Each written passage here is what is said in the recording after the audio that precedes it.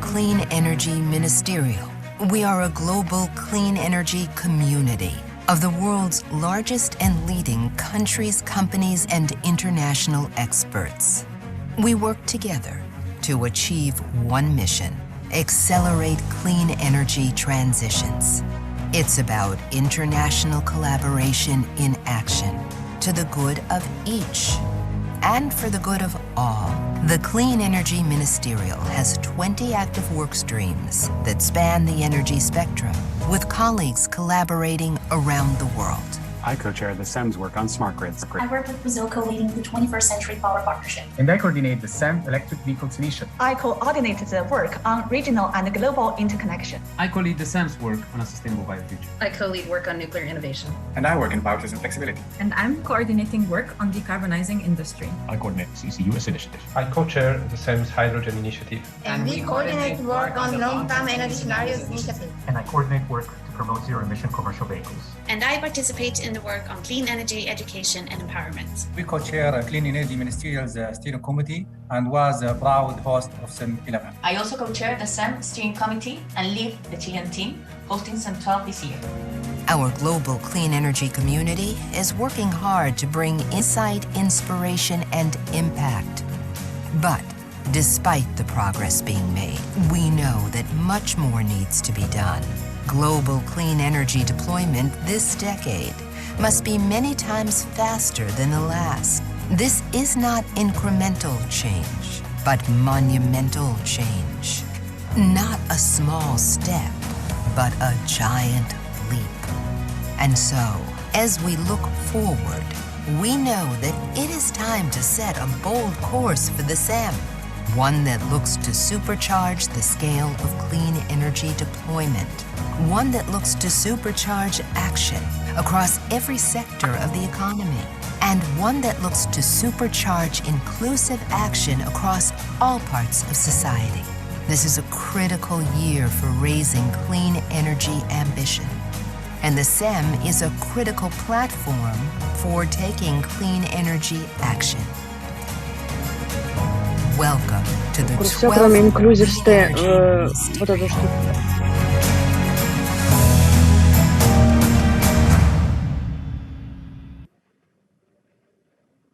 Hello, Excellencies, ladies and gentlemen, and welcome to the 12th Clean Energy Ministerial SEM 12. I'm Melinda Crane, and on behalf of our host, Chile, it will be my great honor to accompany you today as moderator. We heard it there. We meet today to achieve a single crucial mission: to accelerate the deployment of clean energy around the world. This ministerial represents the culmination of an amazingly comprehensive and constructive week-long program. It brings together energy ministers and prominent heads of international organizations from around the world to realize the aim described in our title: ambition into action, turning a year of ambition into a decade of delivery. Over the course of the next 3 hours, our plenary will showcase clean energy leadership and transformational action, identify future priorities for the SEM, and last but not least, hopefully inform and inspire the global clean energy community. As you know, it is crucial that we accelerate our efforts. We were just reminded of that in the film, if we want to fulfill the goals that we signed up to nearly 6 years ago in Paris. And to convey that ambition, we've entitled the 3 parts of our ministerial today: Supercharging Scale, Supercharging Sectors, and Supercharging Society. Just a very quick word on our format. Not only are our aims, but also our schedule is ambitious today. I kindly ask all speakers to stay within the allotted time for interventions. That means 2.5 minutes maximum. There will be a countdown on screen, and I will need to be a strict timekeeper, so thank you very much for your understanding. And I promise to do my own bit by keeping all of my introductions brief. To facilitate scheduling for our participants, the speaking order basically correlates with time zones. So in effect, we're going to be following the sun, a great clean energy source, as we know, as we move around the world. And dear speakers, please keep in mind that this meeting is being live streamed. We are therefore on record. Finally, please keep your microphones muted when you're not speaking. All heads of delegation should please have your cameras on whenever you like, and certainly when you're speaking. And for everyone else, please do keep your cameras off because that ensures the stability of our connections today. I look forward to a highly productive exchange during this SEM Ministerial. And now it is my great honor to hand over the floor to our host, His Excellency, the Minister of Energy of Chile, Juan Carlos Jobé. Hello, Melinda. Thank you for joining us today. It's a great honor to have you as a moderator. Good morning, good afternoon, good evening, everyone, all across the world.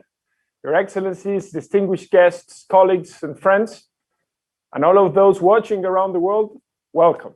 It is an honor for Chile to host the 12th Clean Energy Ministerial, and a pleasure for me to host you in this important ministerial plenary meeting. I'm very thrilled to bring all SEM members together today, including our newest members, Poland and Portugal. Congratulations and welcome, as well as our guest countries, Peru and Costa Rica, and our observer organizations, the International Energy Agency, IRENA, UNIDO, SEforALL, the World Energy Council, the UN Environment Programme, and the World Bank. Welcome all. We have already had 3 days packed with high quality, high level meetings spanning the clean energy spectrum. And there is still more to come today and tomorrow. The SEM's global community has come together virtually, showing their commitment to the SEM and to accelerating clean energy transitions, sharing clean energy insights with one another and giving inspiration to one another. By its conclusion, SEM 12 will have heard from hundreds of clean energy experts and brought together many thousands from across our global clean energy community. But this meeting, this ministerial plenary, is the centerpiece of the Clean Energy Ministerial. This is the key moment where we, the SEM ministers and heads of observer organizations, come together to demonstrate global clean energy leadership, to announce new clean energy actions and commitments and raise collective ambition, and to shape the future direction of the SEM. We start this meeting in the most positive of ways, because it is at this meeting and in this important year for raising clean energy ambition and action that I have the privilege of announcing on behalf of all SEM members that we are extending the SEM's mandate for a further 5 years, renewing our commitment to the Clean Energy Ministerial as an important platform for international clean energy collaboration. And we are calling on the entire SEM community, observers, partners, and participants to strengthen their engagement with the SEM to the benefit of all. In recognizing its role as a pivotal leadership forum for clean energy collaboration, members have also agreed to set a bold course for the next phase of the SEM. In its next phase, the SEM will target a major acceleration in clean energy deployment, consistent with achieving the goals of its members and putting the world on track to achieve clean, affordable, reliable energy for all. To achieve this, we underscore that the SEM must use all of its key levers, its work program, its secretariat, and its annual ministerial meeting to help supercharge 3 key shifts in the clean energy landscape: a shift in scale, a shift in sectors, and a shift to an inclusive all-of-society approach.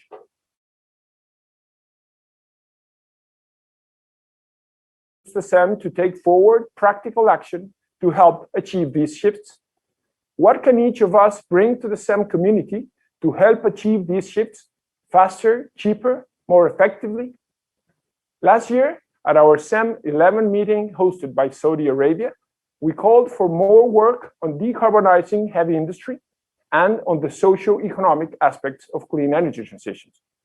This year, we have launched an important industrial decarbonization initiative, the BioFuture campaign and Empowering People initiative. Where do we want to go next? We have heard time and again this year that international collaboration is key to achieving clean energy transitions. The Clean Energy Ministerial is our international collaboration platform. How do we want to use it? What do we want to achieve through it? Today's commitment that we make to the future of the SEM, continuing the excellent work of its more than 20 work streams and of its excellent global community, is a big statement of our determination to continue advancing clean energy transitions together. Welcome once again. I wish us all an enjoyable and productive meeting. Thank you. Thank you very, very much, Minister Jobé, to you and also to your entire team for your very exceptional efforts hosting SEM 12 and all the preparatory work that has gone into it and for making this exchange today possible. You will be with us throughout the proceedings. You'll be back a little bit later on, and I know all of us look forward to that. We move on now to a keynote from a climate action leader described by UN Secretary General Guterres as, quote unquote, undaunted by big challenges and uniquely suited to helping accelerate impact as we rebuild better together. It is a great honor to present remarks from the first global ambassador for the Race to Zero and the Race to Resilience, and three-time UN Special Envoy, Michael Bloomberg.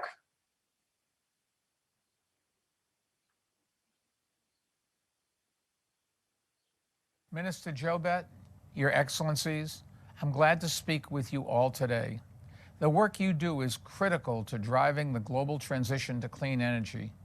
That's why so many of the world's major economies are represented here. You have an opportunity to advance the fight against climate change, while at the same time spurring economic growth and innovation. The two go hand in hand. And as we approach COP26, now is the time to take action. To give you and other leaders the data you need to make decisions, Bloomberg New Energy Finance and Bloomberg Philanthropies have produced a Clean Energy Fact Book. The book shares the latest and most promising changes in the energy sector, including the fact that 2/3 of the global population now live where wind or solar is the cheapest option for new power. That's good for the planet and good for family finances. We hope the fact book will help you to accelerate the clean energy transition at scale, across sectors, and throughout society. It couldn't be more important. So thank you again for all your work, and I look forward to hearing about what comes out of your meeting. All the best. And that was Michael Bloomberg speaking to us, and we are enormously grateful to him and his team for producing that Clean Energy Fact Book, and it will be launched later on today, so stay tuned for that. Clean energy action is not only a crucial spur to much needed economic growth as we emerge from the pandemic, it is absolutely key to success in this make or break year for boosting climate action as we look toward COP26. So very, very important, of course, that we have such a background as that Clean Energy Fact Book that Mr. Bloomberg mentioned. It is now my pleasure to hand over to the head of the Clean Energy Ministerial Secretariat, which has been working assiduously to serve its members and the community. Dan Dorner, the floor is yours. Thank you, Melinda. Look, my deepest gratitude to Chile, to Minister Jobé and his amazing team for their hard work and their friendship in hosting SEM 12. The SEM is, simply put, international collaboration in action. And even in this virtual setting, the SEM's clean energy community has come together to deliver our biggest ever ministerial program. Over 40 events and over 250 speakers from over 40 countries. Around a third of those speakers from government, a third from companies, and a third from international organizations, think tanks, NGOs, and academia. We've really lived our mantra this week of bringing together countries, companies, and international experts. And in doing so, they've all sought to share insight, spark inspiration, and ensure real impact. SEM 12 is seeing the launch of new coalitions this week on industry, hydrogen shipping ports, empowering people, and bioenergy.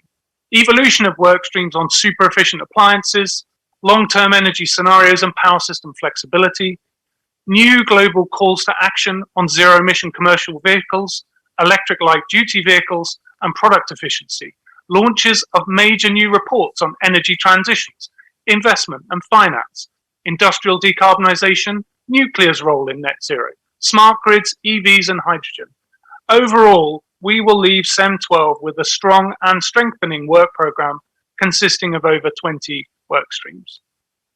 And then to this meeting, your meeting, the centrepiece of SEM12, our most sincere welcome to Poland and Portugal as the newest members of the SEM. It's an honour to have you as our members, and we look forward to working with you and supporting you however we can. Also, our gratitude to the confirmed hosts of SEM13 in 2022 and SEM14 in 2023. We look forward to working with you to build on the success of SEM12. And lastly, but perhaps most importantly, my deepest gratitude to all members for extending the SEM's mandate for a further 5 years. The SEM Secretariat is a small team that sits at the heart of a big community. We feel a deep sense of responsibility and passion for what we do, and it is something that we see reflected across that community. Thank you to all of our members, our observer organisations, our partners, our workstream leads, coordinators, and participants. It really is in the SEM's DNA to be inclusive, supportive, member-led, and absolutely committed. We have a very important mission. We have a very committed community, and we have a very urgent need for action. I look forward to hearing your views and guidance in the meeting today. Thank you very much. Thank you very much, Dan Dorner. A truly impressive array of initiatives and actions that you listed there. Ladies and gentlemen, we move on now to part one of this ministerial plenary. Our title, as you heard, is Supercharging Scale. And the reason that we chose that title is evident. This is a message that we've heard from all of our speakers so far. We must significantly boost clean energy deployment within the next 9 years. So we will be showcasing what SEM members are doing to accelerate the clean energy transition. And we'll be focusing now in this first part on the Asia Pacific and Middle East regions, as well as hearing from several SEM observer organizations. We begin, first of all, with an overview from an organization that recently made headlines with a roadmap for the global energy sector that contains both a stark warning and a promising message of opportunity. Let's hear more now from Dr. Fatih Birol, Executive Director of the International Energy Agency. The floor is yours. Thank you very much, and greetings to all the colleagues from the IEA headquarters in Paris.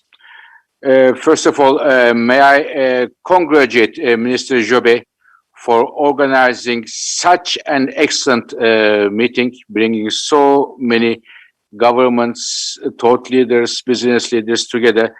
And we know that your country is making huge efforts in the right direction. You are being also an example for many of us. Congratulations, Minister Jobe. May I also thank all the SEM member governments for their trust in the IEA to host the SEM Secretariat in our headquarters. We are very fortunate to have the SEM Secretariat team working with us, with our colleagues, hand in hand in many areas. And I can tell you that my colleague Dan Dorner, he is doing an outstanding job with a small number of experts and brought all of us here today. And congratulations, Mr. Dorner, for the next 5 years of SEM.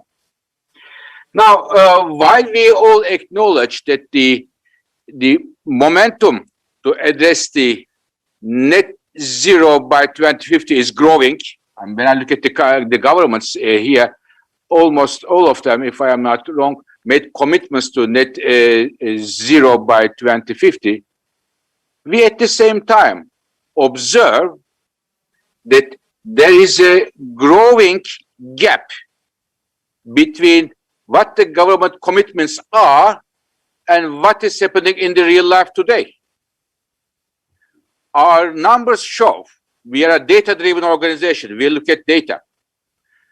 This year, global emissions will increase substantially, which will be the second largest increase of emissions in the history. A historical increase in the emissions in a year where our moderators set a make or break year. So this is a very important point to take a picture of where we are today. So since many governments around the world made commitments for 2050 net zero, we thought, as the leading global energy institution, what those targets mean for the energy sector. What are the implications? What needs to happen in the energy sector that the governments can meet their targets they set for 2050? And it is the reason why we came up on 18th of May, our net zero roadmap. So there is a lot of information there, but I want to highlight three things. First, what do we have to do in the next 40 years in the energy sector can be categorized in two groups. One, to make the most out of the existing clean energy technology options that are in the market today. Solar, wind, energy efficiency, electric cars, a massive expansion of all of them. Second, at the same time, we have to push the button, the magic button of innovation for the technologies that are not in the market today, but under development, such as advanced battery technologies, such as different hydrogen applications, electrolyzers, such as direct air capture. Different type of technologies should be at the same time brought to the market, should be made mature for the market. This is the job that we can roughly divide into two. Another point from our report. We have, of course, looked at the entire energy sector, and we have came up more than 400 milestones what governments need to do and when they have to do these things. For example, we say as of this year, no more unabated coal-fired power plant. Or by 2035, 60% of the all car sales should be net zero vehicles from 5% today. Or 2040, 50% of the all aviation fuels should be sustainable aviation fuels. These are all tall orders. And we have it for the entire world and for our entire energy system. And third and finally, I wanted to say that this roadmap we came up with is a roadmap, not the roadmap.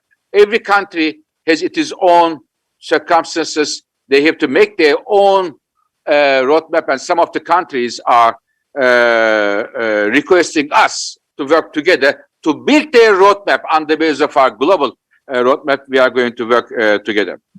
To finish, Madam Moderator, I would like to say that there is a job for all of us to do, for citizens, industry, civil society, academia, but governments are definitely in the driving seat of bringing the world, bringing the planet to a net zero pathway. Thank you very much.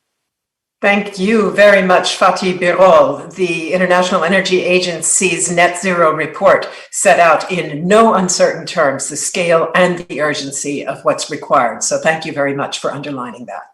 Let's go now to the Asia Pacific region to hear how countries are taking up exactly that challenge. We hear first from New Zealand's Minister of Energy and Resources, Megan Woods. The floor is yours. Kia ora. I'm delighted to be here at the 12th Clean Energy Ministerial. I'd like to thank Juan Carlos Jobé, Minister of Energy for Chile, for the opportunity to address this esteemed audience. And today I'd like to discuss 4 topics with you. Firstly, the need for the public sector to take leadership. Secondly, measures to ensure the private sector plays its part. Thirdly, the importance of decarbonising transport. And lastly, the need to create a global market for hydrogen. New Zealand is committed to reducing net emissions of all greenhouse gases except biogenic methane to zero by 2050. A carbon neutral public sector is a key part of our plan. And this is why we are requiring public sector agencies to measure and publicly report on their emissions and to offset any they cannot cut by 2025. This program is backed by a $200 million state sector fund that finances our schools, our hospitals and other government organisations to replace coal boilers with clean alternatives. We have also committed to helping local councils decarbonise bus fleets by 2035. While I strongly believe that the public sector should lead by example, we have also taken steps to ensure the private sector plays its part.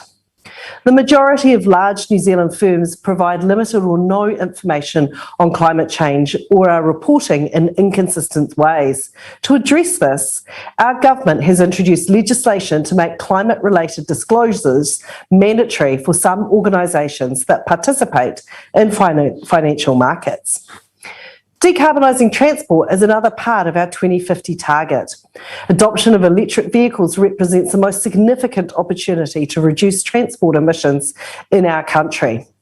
To accelerate their uptake, we have established a special fund to encourage innovation and investment. Hydrogen has also emerged as an important part of the clean energy mix. Falling costs combined with the urgency of cutting emissions has given hydrogen unprecedented momentum. However, there is a need for concrete actions in creating a global hydrogen market. Government and industry must work together to ensure existing regulations are not an unnecessary barrier, while international cooperation is vital to speed up the growth of versatile clean hydrogen around the world. Action on climate change is also an integral part of our COVID recovery plan because it gives us the unique opportunity to tackle the economic downturn and the climate crisis at the same time. But if we choose another path, we will lock in unsustainable practices, harming generations to come. We are at a crossroads. I call on you all here today to take the path towards a low emissions future. Thank you. And thank you very much to New Zealand for those important messages, both in regard to the role of public sector leadership, echoing what we heard from the IEA, and also about big plans for clean transport and hydrogen. Our next speaker is Australia's Minister for Energy and Emissions Reduction. Angus Taylor, you have the floor. Thank you for this opportunity. The Australian government's committed to the Clean Energy Ministerial. It aligns with our technology-based approach to reducing emissions and is focused on delivery, turning our ambition into action. And when it comes to real action, Australia is a world leader. We're deploying renewable energy at 10 times the global per person average. We now have the most solar per person of any country in the world and the most wind and solar per person of any country outside of Europe. But we're not resting on our laurels. We're investing in priority new technology solutions through our technology investment roadmap. With its economic stretch goals, Australia aims to make new technologies as cost-effective as existing technologies. We're investing $20 billion over the decade to bring the cost of clean hydrogen, green steel and aluminium, energy storage and carbon capture to commercial parity. We expect our investments to leverage at least $80 billion of total public and private investment by 2030. If these technologies achieve widespread deployment globally, they'll significantly reduce emissions from energy, transport, agriculture, and heavy industry. For example, our ambition is to produce the cheapest clean hydrogen in the world at under $2 per kilogram Australian. That's why we'll continue to work with the Clean Energy Ministerial Hydrogen Initiative as a key part of realising this goal. In the lead up to COP26, we believe it's vital that countries work together to get low emissions technologies to parity. Australia wants to partner with countries that want to work on reducing costs throughout the supply chain of low emissions technologies. We invite interested partners to join us to identify targeted areas for investment, which can inform the work of the CEN. Lastly, we welcome the US in hosting CEN 13 and look forward to working closely with all of you to make the next era of CEN a success. Thank you. And a strong commitment there to SEM. As we heard, and as all of you know from experience, cooperation is absolutely essential to leverage accelerated action. So hopefully Australia's willingness to work together to target specific areas for investment that will reduce the cost of clean energy technologies has resonated with other SEM members. It is now my pleasure to hand over to Japan's State Minister of Economy, Trade and Industry, Ejima Kiyoshi. You have the floor.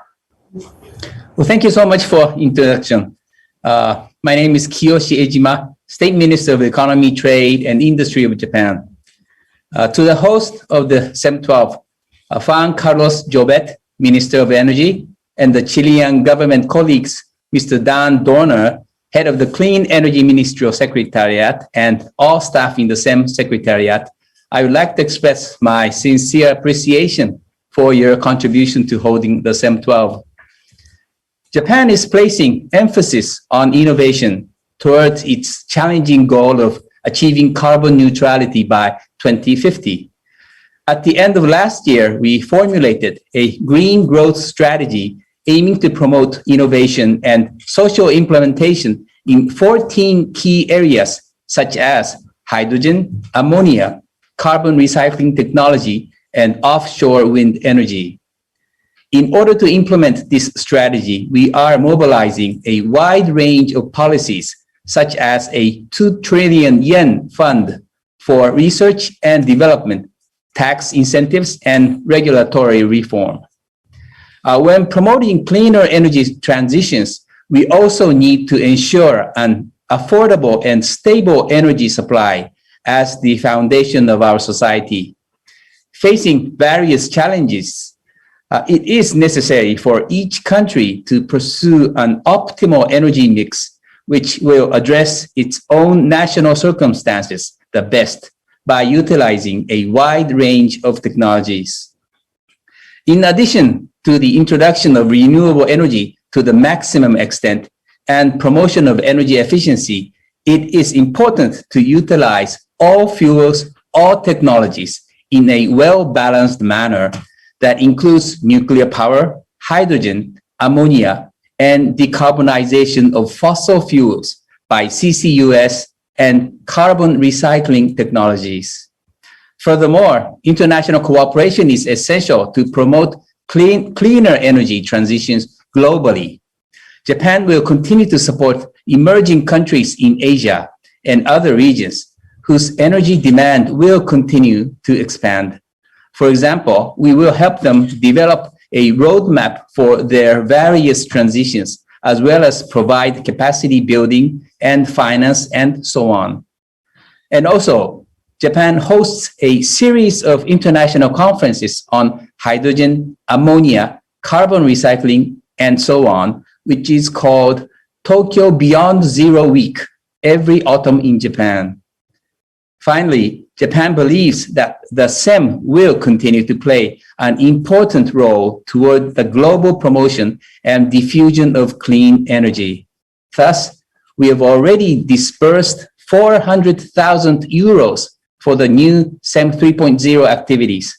In addition to such financial contributions, Japan will contribute to the activities in each initiative under the SEM by actively sharing the knowledge and experience gained from our efforts. Thank you for your attention. Thank you. Thank you so much, Minister Kiyoshi, for your remarks and for the strong commitment to clean energy from Japan and to the SEM. I think we are all excited with Japan's commitment. May I ask you to please tell us a little bit more about your approach under that concept of all fuels, all technologies for clean energy transition? I mean, what kind of technologies will Japan promote for for innovation and social deployment under these concepts? Well, thank you so much. Thank you so much for your question, Mr. Jobet. In addition to the areas covered by the SEM, the Japanese government and private sectors are working on promoting the use of ammonia.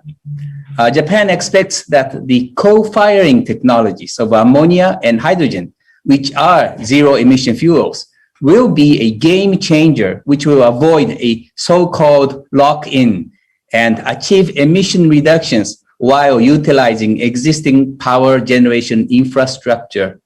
We expect demand of ammonia to be 3 million tons per year in Japan by 2030 and 30 million tons per year by 2050.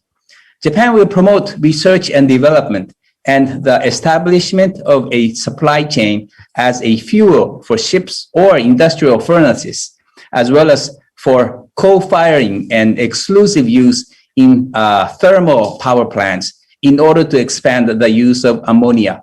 Thank you so much.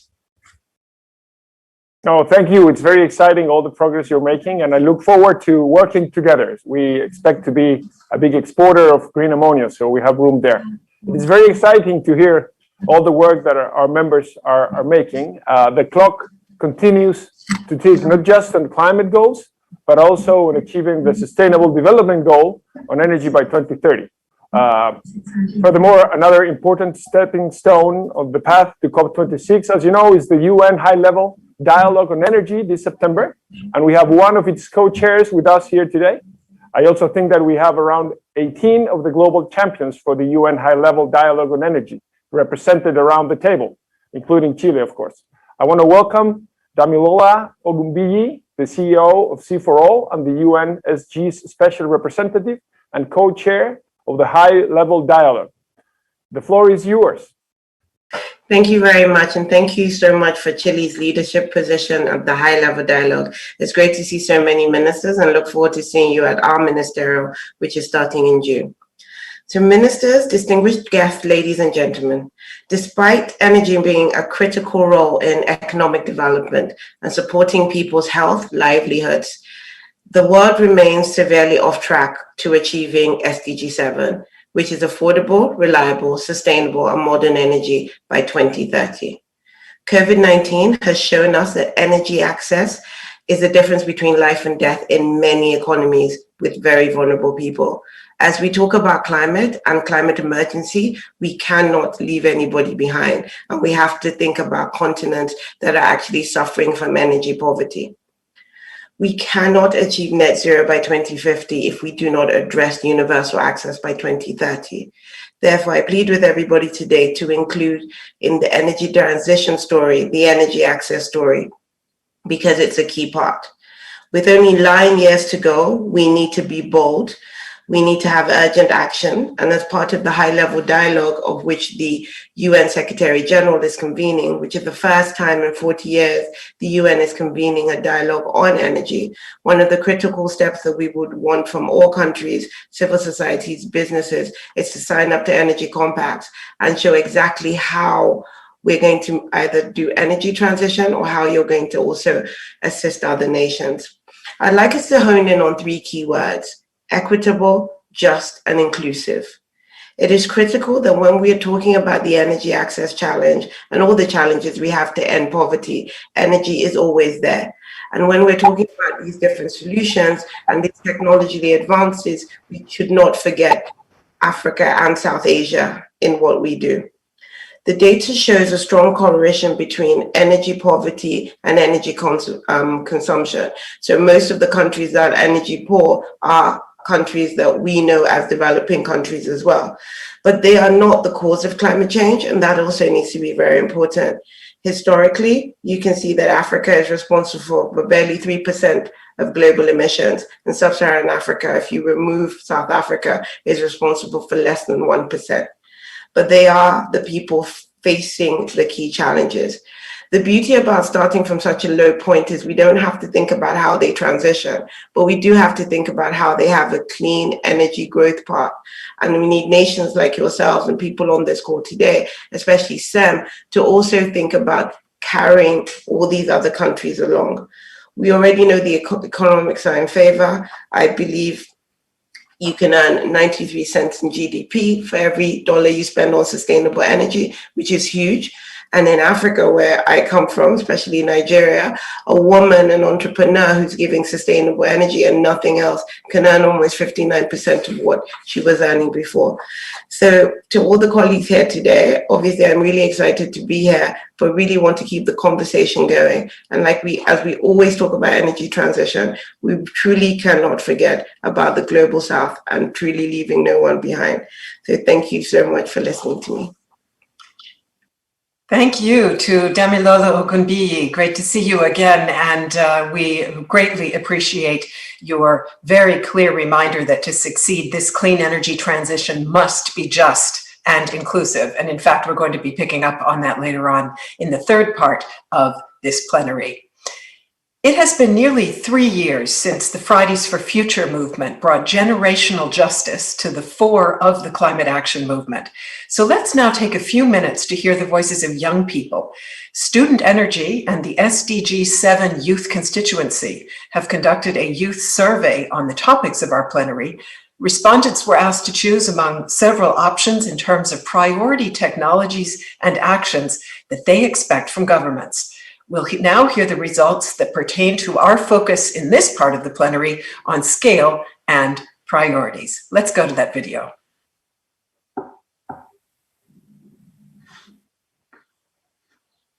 Your Excellencies, I'll start with my call to action. As young people who are deeply concerned about the slow pace of global climate action, we need to see governments and decision makers actively working with young people, as we are the generation to carry out the clean energy transition into the future. Young people chose improvements in energy efficiency, solar, and energy storage as their top choices. I want to draw attention to the top choice, energy efficiency in particular, as it suggests that young people see the massive potential in scaling solutions that already exist, are relatively low cost, and come with numerous other co-benefits, like creating jobs and improving energy access. Young people also want to urge decision makers to prioritize creating enabling conditions for the deployment of new clean energy solutions. How can international cooperation like SEM help create these enabling conditions? By developing common standards and transparency procedures for products and increased financing for clean energy technologies. Increased financing is needed to spur innovation in areas like energy storage and in renewable energy, which urgently need to be scaled to reduce carbon emissions.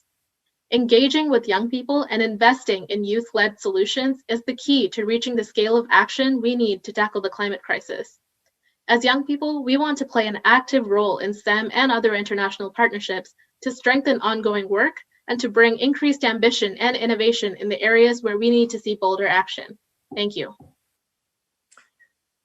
And an inspiring message there from the young generation when it comes to the clean energy agenda. And we will be hearing more about that poll also in the subsequent parts of this plenary. We now go to China and hear from Science and Technology Minister Wang Jigang, followed by Ren Jingdong, who is the Vice Administrator at the National Energy Administration. Please, gentlemen, the floor is yours. 霍维特部长，各位部长，首先，我代表中华人民共和国科学技术部，对第12届清洁能源部长级会议的召开表示热烈祝贺。发展清洁能源是人类应对全球气候变化、实现可持续发展的重要路径，推动技术革新是关键点。中国政府高度重视清洁能源发展，加强关键领域科研攻关，构建绿色技术创新体系，建设一批国家可持续发展议程创新示范区，推动能源结构持续优化，打造了一批可复制、可推广的可持续发展现实样板。2019年，中国风能和太阳能发电装机容量双双突破2亿千瓦，风电光伏度电成本比10年前分别下降69%和90%。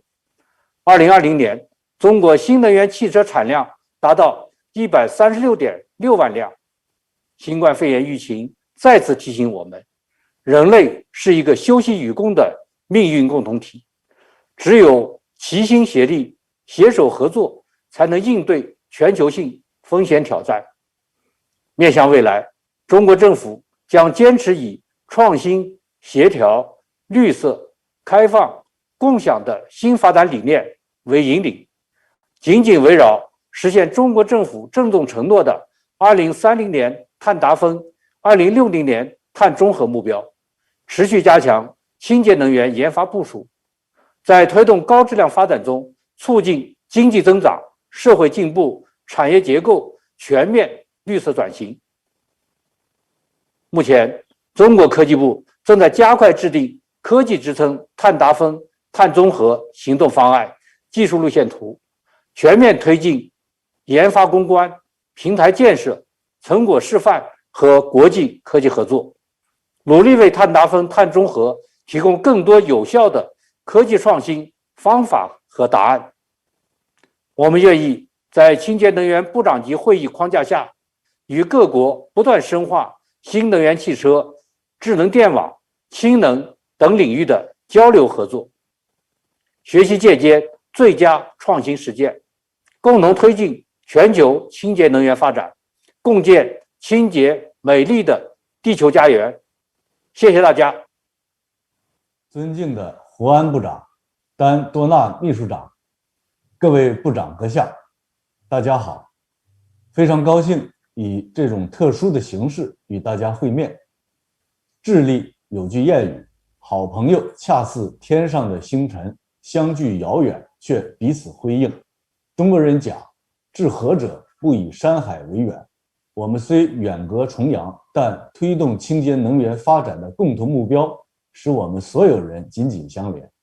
在此，我仅代表中国国家能源局对智利成功主办此次会议表示热烈祝贺，对 CEM 秘书处长期以来给予中国清洁能源发展的支持表示衷心的感谢。过去的几年，中方与 CEM 在电力系统、电动汽车等方面开展了良好的合作。自2019年以来，在中国国家能源局的指导下，全球能源互联网发展合作组织等机构牵头的区域和全球能源互联互通倡议也取得了积极成效，为助推全球能源转型贡献了力量。过去的一年，全球超过120个国家推出碳中和目标。作为世界第2大经济体，中国率先做出国际能源转型发展承诺，坚持高质量发展，走生态优先、绿色低碳的发展道路。2020年，中国清洁能源发展逆疫情而上，体现了强大的韧性，实现了“十三五”圆满收官，为“十四五”开好局、起好步奠定了坚实基础。截至2020年底，中国可再生能源发电装机达到9.34亿千瓦，占全国电源总装机的42.4%，可再生能源发电量超过2.2万亿千瓦时，占全部发电量比重接近30%。水电、风电、光伏、生物质发电并网装机容量均位居全球首位。全国可再生能源发电并网项目投资超过9000亿元。未来，中方将继续遵循清洁低碳、安全高效的发展方向，贯彻创新、协调、绿色、开放、共享的新发展理念，大力发展清洁能源，并在以下领域与各方深化合作：一是加强清洁能源政策沟通协调，聚焦碳达峰、碳中和目标，加强各国转型路径交流，促进可再生能源大规模、高比例开发利用。二是在可再生能源、氢能、储能、智慧能源等关键技术领域加大能源科技创新协作，打破地域壁垒，推动绿色低碳技术实现重大突破。三是进一步发挥 CEM 等国际多边机制的作用，加强对话交流和经验分享。疫情的影响阻挡不了人类共同前进的脚步，让我们以 CEM 3.0 计划为契机，凝群策、集群力，共同维护全球能源市场稳定，推动全球能源走上清洁低碳的发展道路，让世界人民共享和谐美好未来。最后，预祝本次会议圆满成功。谢谢大家。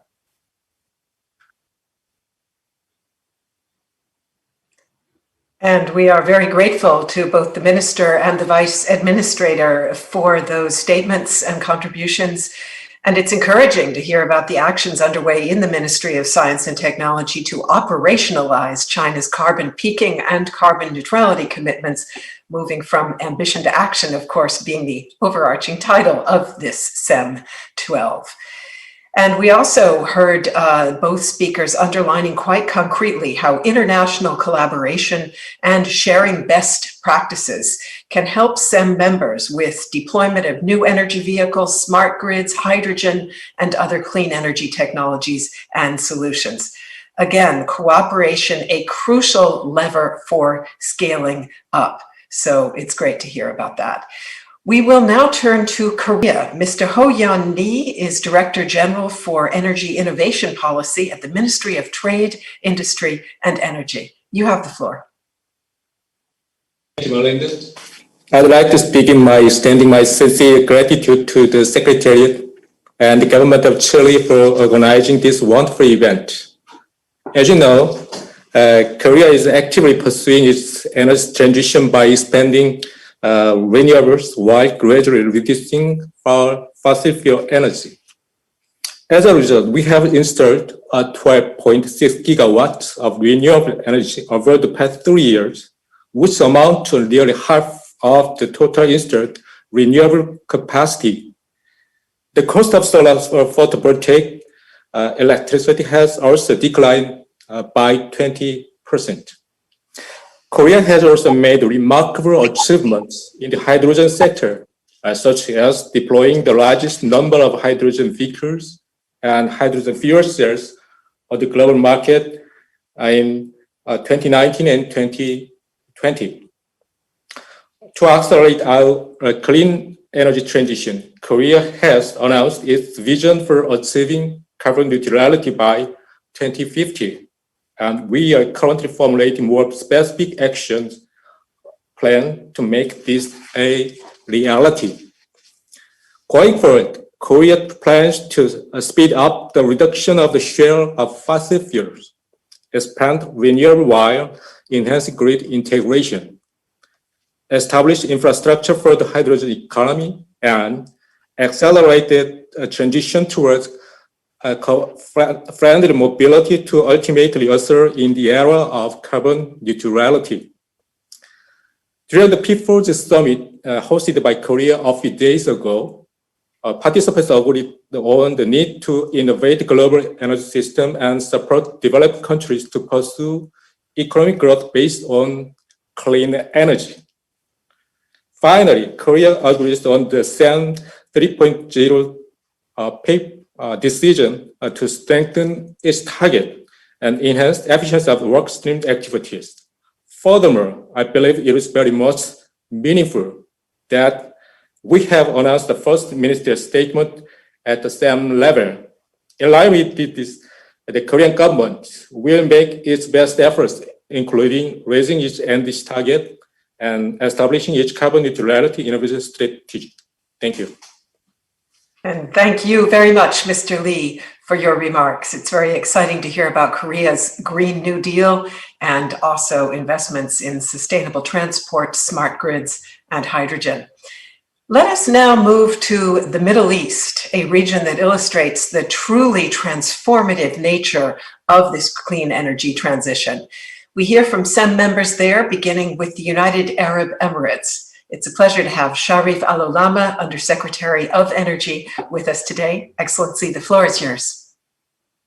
Thank you very much, Melinda. I would like to also thank Minister Juan Carlos Jobey, the SEM Secretariat, for arranging this very special forum.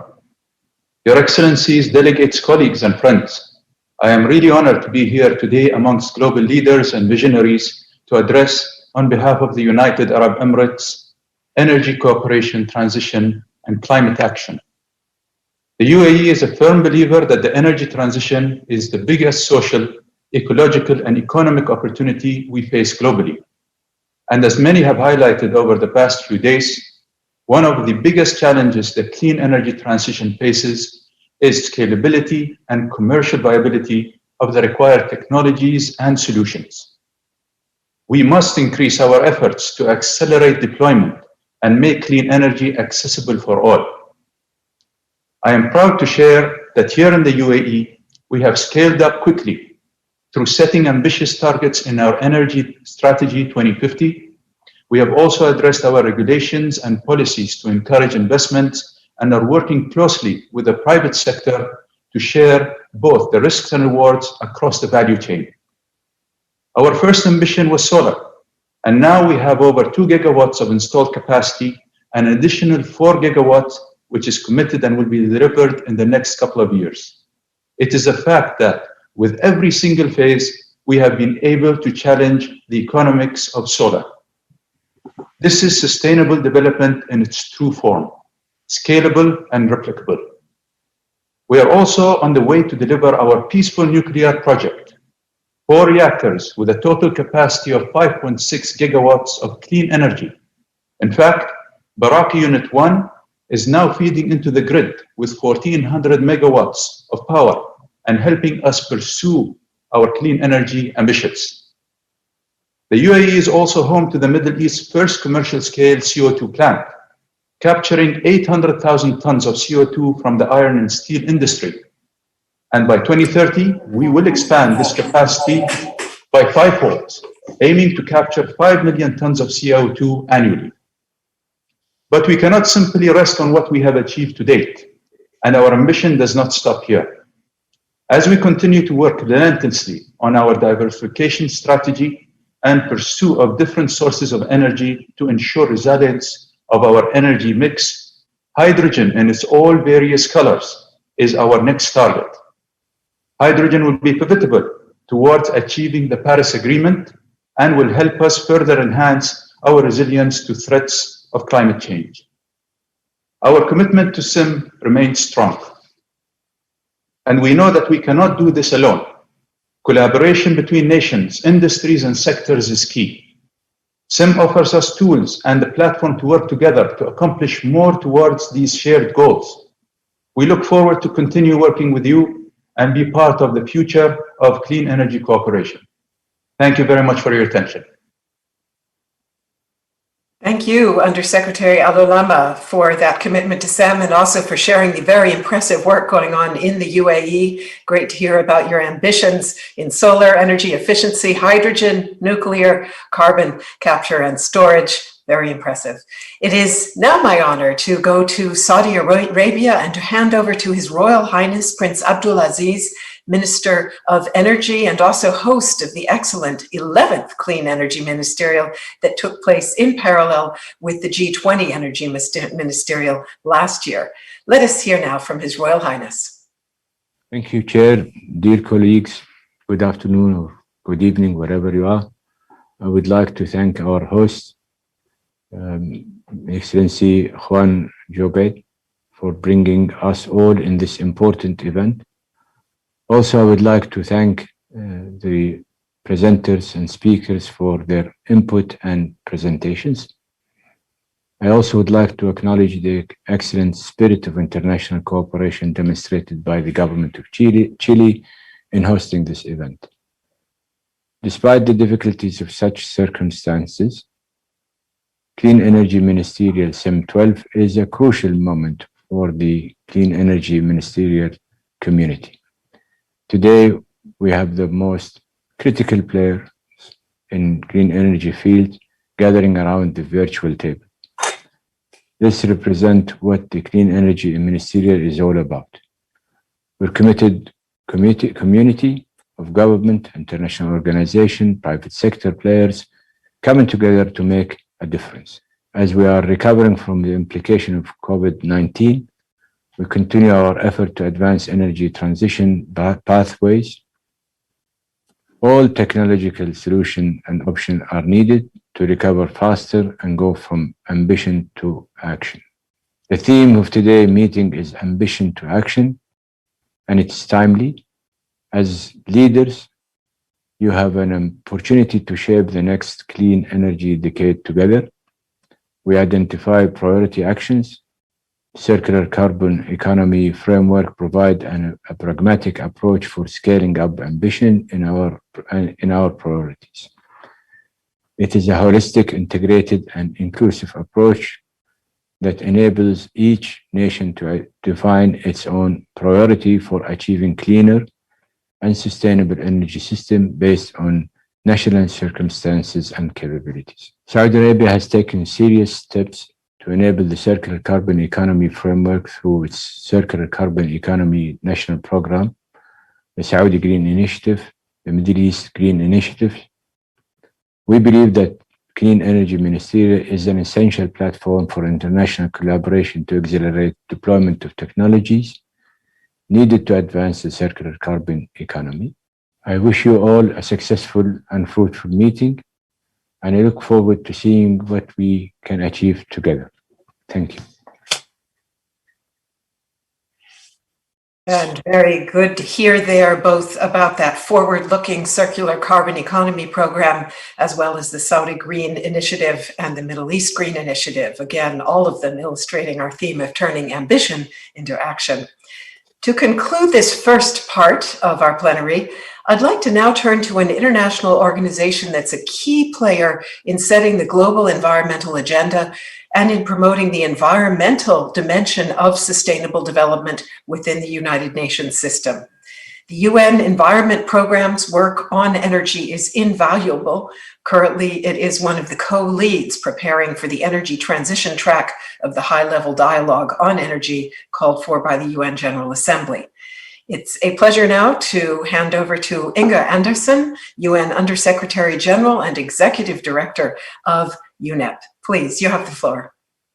Thank you so very much. And Minister Lopez, Excellencies, partners, and friends, it's a great pleasure to be here today. I think we all know, and what we've heard now, that unless we transform our energy systems, we are heading for that major climate crisis with all the massive negative impacts for human health, for nature, and for biodiversity and for poverty reduction.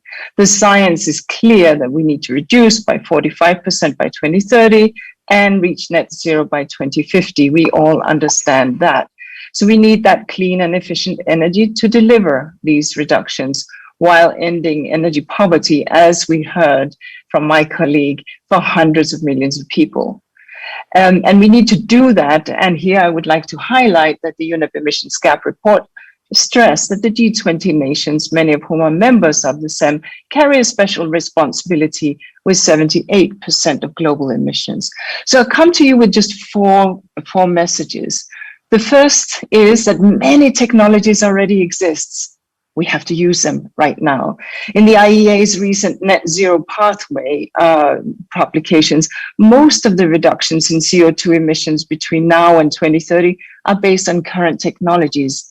We are talking not just about solar and wind, but systems like district energy, where, by the way, UNEP is proud to support Chile's Ministry of Energy. So let's use what already exists. Secondly, of course, we need to think about moving into new tech, because if we look towards 2050, almost half of the emissions reduction in the IEA pathway come from new technologies.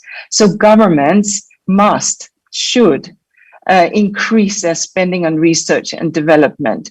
But in so doing, and speaking from UNEP's perch, it's critical that new technologies develop with circularity in mind to reduce the environmental footprint of that technology. And my third point is, smart technology can also be using nature, investing in nature-based solutions. That technology that will come from natural shading, green roofs, incorporating trees into cities to reduce the heat in cities. And my fourth and final point, access to finance and technology.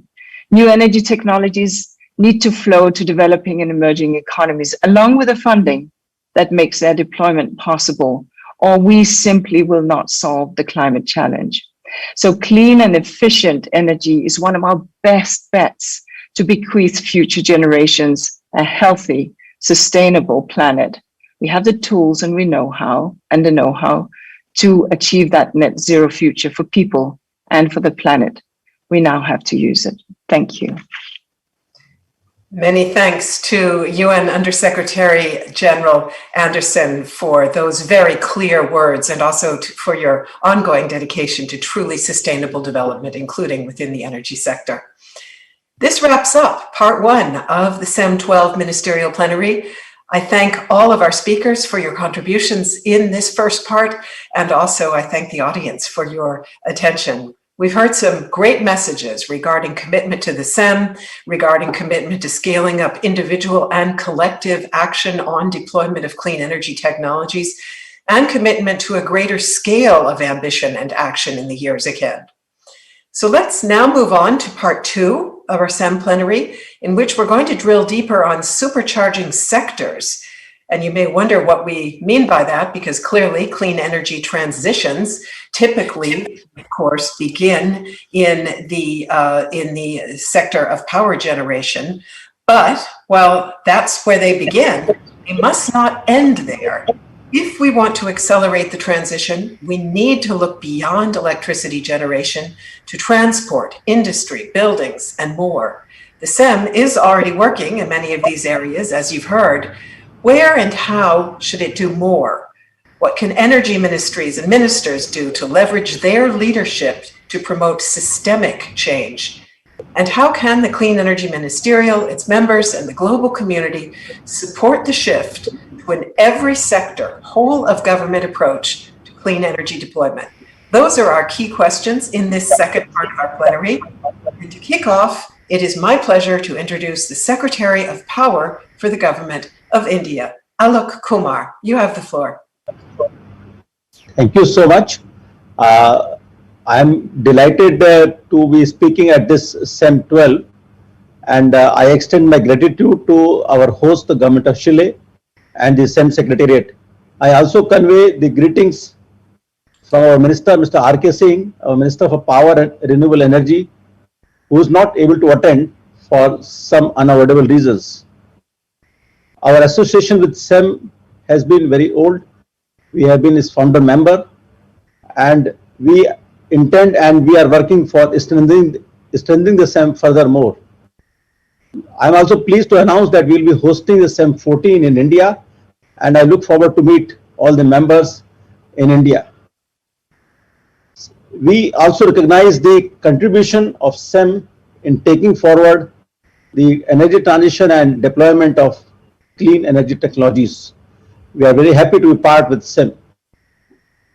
India has been taking a very responsible and leading role in climate change response. We have declared our NDCs, and we are not only going to meet them, I am very sure that we are going to surpass our commitments. Of course, our strategy and roadmap for energy transition has been prepared keeping in mind our development imperatives. There are 4 key pillars in our strategy. First, of course, is the energy efficiency, which we are pursuing very vigorously with very successful results. Second is the ramping of renewable energy. Third pillar is electrification of economy. As we make our electricity greener, we want to increase the penetration of use of electricity in our economy. And fourth, which we have taken up, is industrial decarbonization. Talking of renewables, we were at 32 gigawatt in 2014, and we have not only ambition, a determined goal of reaching 450 gigawatt by year 2030. We have recently launched a very ambitious campaign, Go Electric, which aims at creating awareness and deepening the penetration of electric vehicles and also electric cooking. While we ramp up the share of renewable energy, the power system flexibility becomes more and more important. Our Honorable Prime Minister has given this call for one sun, one world, one grid. That is, greener grids extending to all countries will make the solar energy more and more viable technologically. I am also happy to announce that Government of India very recently has launched a production-linked incentive program for manufacturing of battery storage, and Government of India is going to give an incentive of about $2.5 billion for this program. Talking of industrial decarbonization, we are pleased to co-lead the new initiative, the new work stream known as Industrial Deep Decarbonization Initiative, which we launched only day before yesterday. I'm also pleased to inform that Government of India has launched a national hydrogen mission to take forward deployment of green hydrogen. The next area which we are working through our Bureau of Energy Efficiency is hand-holding the MSMEs for improving their energy efficiency and their adoption of the cleaner technologies. I would like to make one request at this forum. We have launched an International Solar Alliance, and there are more than 70 countries are its members. So I would like to urge the SEM to work for including the International Solar Alliance as an expert organization in this movement. Before I end, let me say India is fully committed to work for this decade of delivery. What we want and what we are doing is to achieve the most by year 2030, to prove our credentials and to show that we mean the business. Thank you very much. Thank you very much, Secretary Kumar. And indeed, as we heard there, India's commitment to the SEM is manifold, from your funding of the Secretariat, your activity across several work streams, including launching the SEM's new industry initiative at SEM 12 together with the UK and others, and of course agreeing, as you said, to host SEM 14 in 2023 in parallel with India's G20 presidency. All of them great news from a country that is so central for achieving the global clean energy transition. Let us move on now to the United Nations Industrial Development Organization. UNIDO has been working closely with India, with the UK and other partners to develop and coordinate the SEM's new industry work stream. We're joined now by the Director General of UNIDO, Lee Yong. Welcome, the floor is yours. Thank you, Melinda. Excellencies, ladies and gentlemen, it's really my pleasure to join you today once again. I also would like to extend our appreciation for the hosting this important SEM 12 by the government of Chile and the SEM Secretariat. Excellencies, industry plays an essential role in the energy transition. It is an engine for fueling growth, job creation, and also offer technology solutions and generate investment. To unlock the full potential of industry to accelerate energy transition, we need to work together on the collective, long-term, aspirational vision of what net zero emission industries could look like by 2050. The decarbonization of energy-intensive industries like cement, iron, and steel are critical to achieving our climate goals. Industry faces two distinct challenges. The first challenge relates to the supply of new innovative technologies to support the electrification of high temperature heat. The second is the absence of the strong demand signals in the global market for low carbon industrial products and commodities. Excellencies, UNIDO is therefore proud to join forces with member countries of the Clean Energy Ministerial and a broader SEM community to launch the new industrial decarbonization initiative under the co-leadership of the India and the United Kingdom. The initiative will occupy a unique spot in the global arena. It will leverage the political will in the Clean Energy Ministerial to take bold actions and generate knowledge and tools needed to make a step change towards industrialization, industrial decarbonization. It will act as a platform for the exchange of best practices on the green procurement principles, and it will implement a new campaign with the objective to solicit public and private commitments to green procurement. Importantly, this initiative represents an excellent opportunity to enhance dialogue with private sector. In that connection, I'm pleased to inform you that the cooperation with the Mission Possible Partnership, we will be organizing a three-stage dialogue among governments and industrial players between July and October 2021 The dialogue will build an alignment on the vision and targets underlying the campaign for green procurement, which will be announced at the COP26. Excellencies, cooperation is of essence if we are to meet our goals. And UNIDO is pleased to partner with the Clean Energy Ministerial to drive the industrial decarbonization agenda. We are also pleased to further announce that with the support of the United States and Canada, we relaunched the well-known Energy Management Leadership Awards. The award entry and the process were announced earlier today, and we hope to announce the results as we head towards COP26. In conclusion, I invite you to join the new Industrial Decarbonization Initiative and to help us disseminate the Energy Management Leadership Awards at the national level. Let us continue to work together to turn ambitions into action. Thank you so much. And thank you very much, Li Yang, also for underlining the importance of the collaboration between SEM governments and the private sector that UNIDO has been facilitating in the area of decarbonizing the industrial sector. And we'll be looking forward to hearing more about that and also to learning about the private sector award winners in the area of energy management. We go now to Russia and are joined by Deputy Minister Pavel N. Snikaz from the Ministry of Energy. The floor is yours.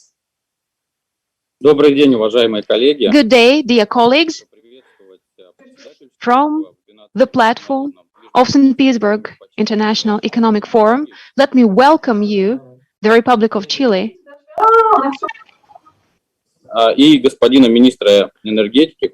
the Republic of Chile, the country chairing today's 12th Clean Energy Ministerial, and welcome Minister of Energy Juan Carlos Jobé, as well as all of the participants of today's ministerial meeting. Development of clean energy sources, including renewable ones, is one of the main trends in the global energy transition, reflected in numerous interstate programs, documents, including international agreements on climate and the UN Sustainable Development Goals. Russia, on its behalf, is making every effort to comply with these programs, and we strive to maintain the balance between addressing the climate challenges and the need for uninterrupted power supply of affordable energy to the economy and individual consumers. Russia already has a diversified and rather green balance of power generation. Energy production from natural gas, the cleanest of all fossil fuels, is about 40%. The share of nuclear and hydro generation is about 20%, and the share of wind and solar power is below 1%. To 2040, natural gas will still be dominating in the overall energy balance of Russia, and the cumulative share of low-carbon energy sources such as wind, nuclear, and hydro may reach as much as 40%. Russian Federation has a program to support generation with renewable energy sources. Starting 2014, this program has been in place in the form of special agreements for energy supply. It helps raise investment and loan financing through appropriate profitability levels and appropriate prices to consumers. It supports both renewable energy and other energy, both on wholesale and retail market, which prompted competition and declined the construction cost of power plant in solar and wind.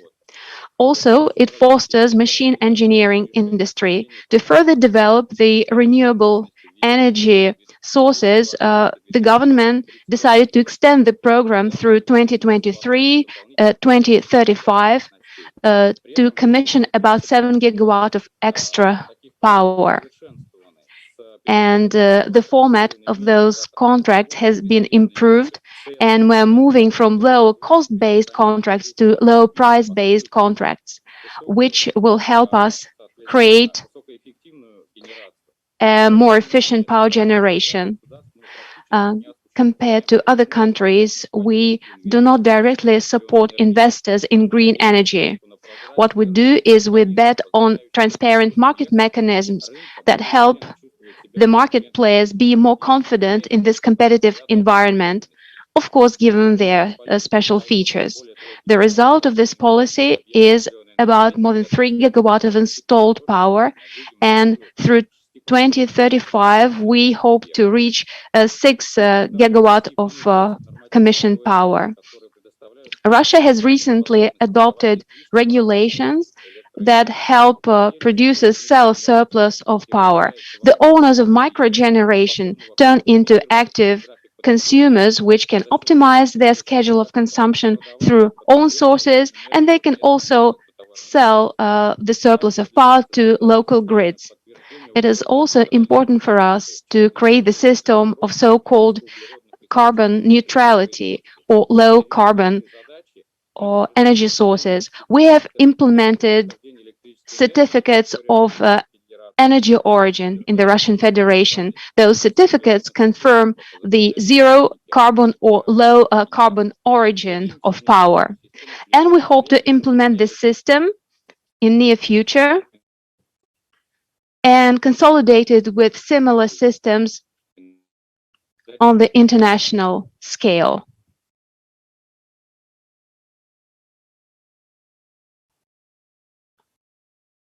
It is also important to move on with our policy to support clean energy. And we are embarking and continuing to develop along those lines. Thank you very much for your attention. Thank you, Deputy Minister Snikars, for sharing Russia's priorities.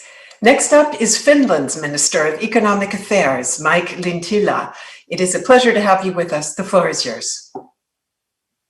Thank you very much, dear ministers, colleagues, ladies and gentlemen. It's nice to see you all today. First of all, I would like to thank the Presidency of Chile and the Secretariat for excellent organizing work of a whole week. Dear colleagues, clean energy is the key in reducing emissions throughout the economy. To achieve the targets of the Paris Agreement, we need clean and cost-efficient energy to decarbonize end-use sectors such as industry, buildings, and transport. In practice, clean energy system will be the platform for climate neutral economy. Dear colleagues, we need to make most out of clean energy. We need all carbon-free solutions. Finland is aiming at climate neutrality already by 2030, and we need all available low-carbon solutions to make this happen.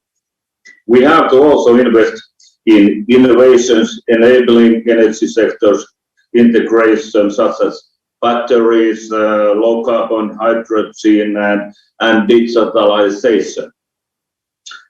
For Finland, Clean Energy Ministerial is the key global platform to do beneficial energy cooperation. Finland is strongly committed to CAM 3.0. We will contribute financially and provide the expertise. We strengthen our efforts and contribute more and better than we have done before.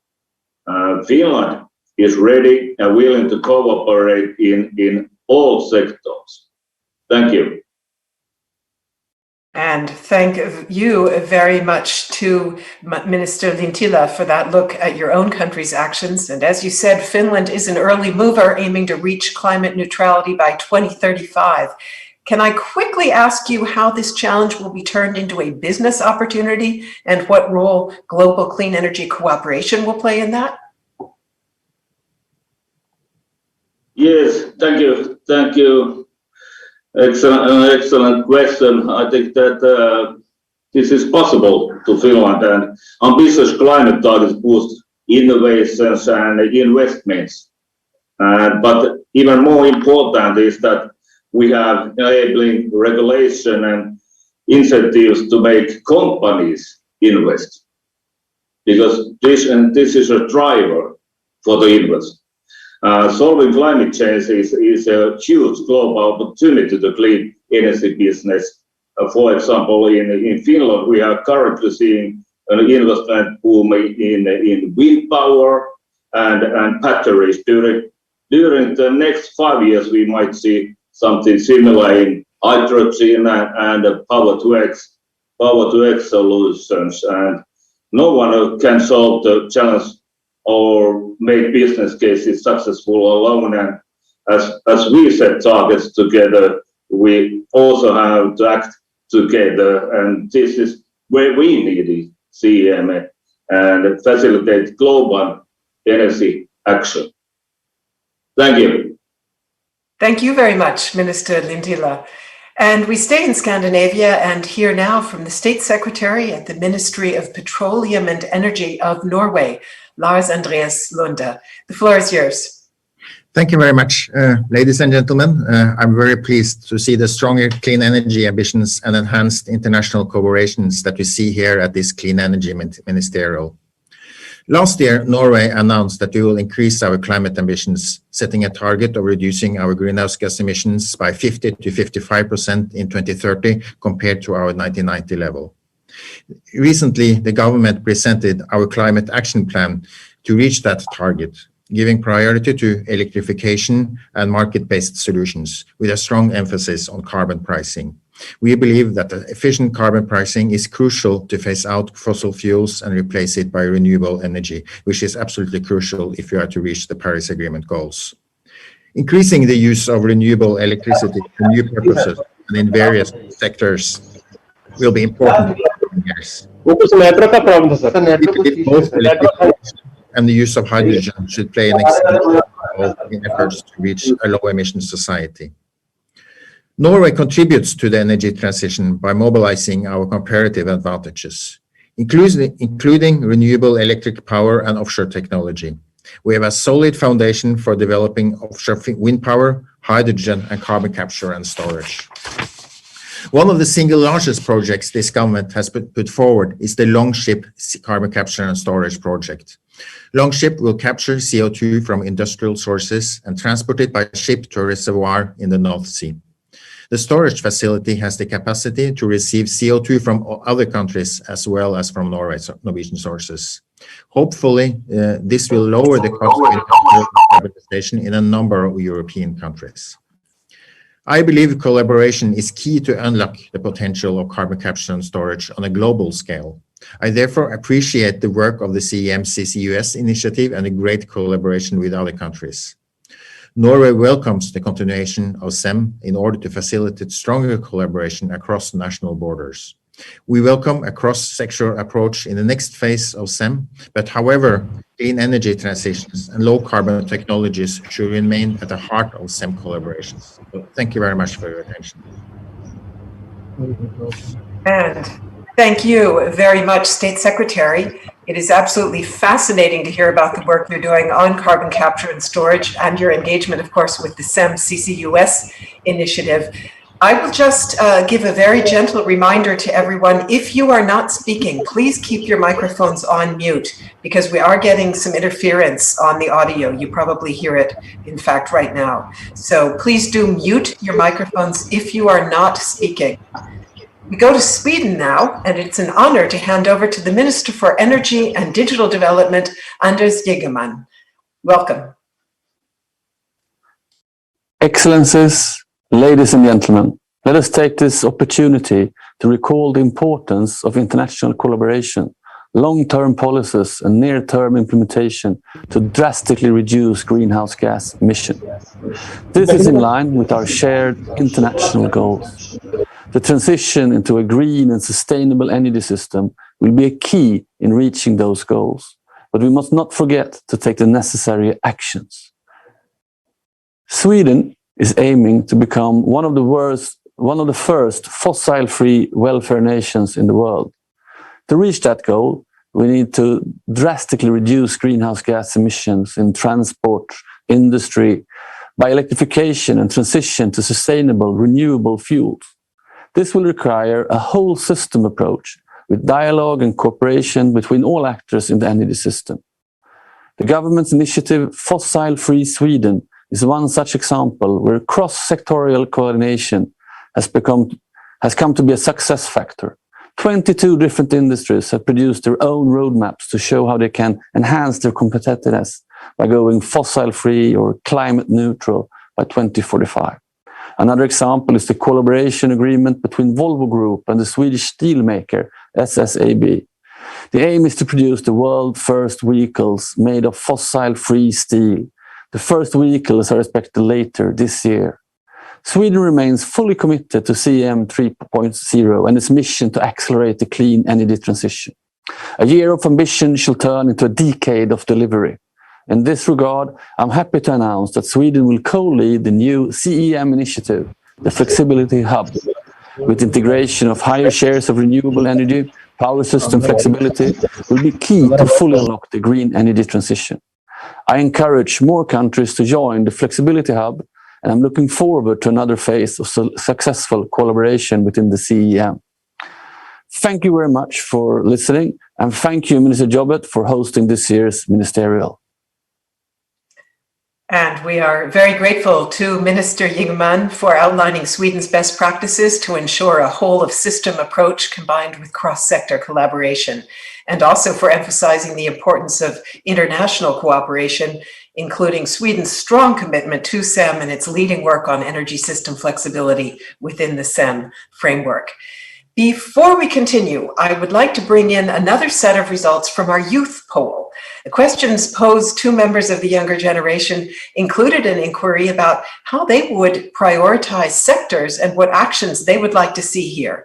So let's find out what the respondents had to say.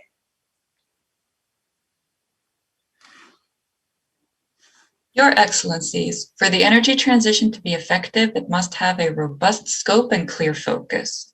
For it to be future-proof, the scope and focus must be based on a common understanding between the decision makers of today and those of tomorrow, young people.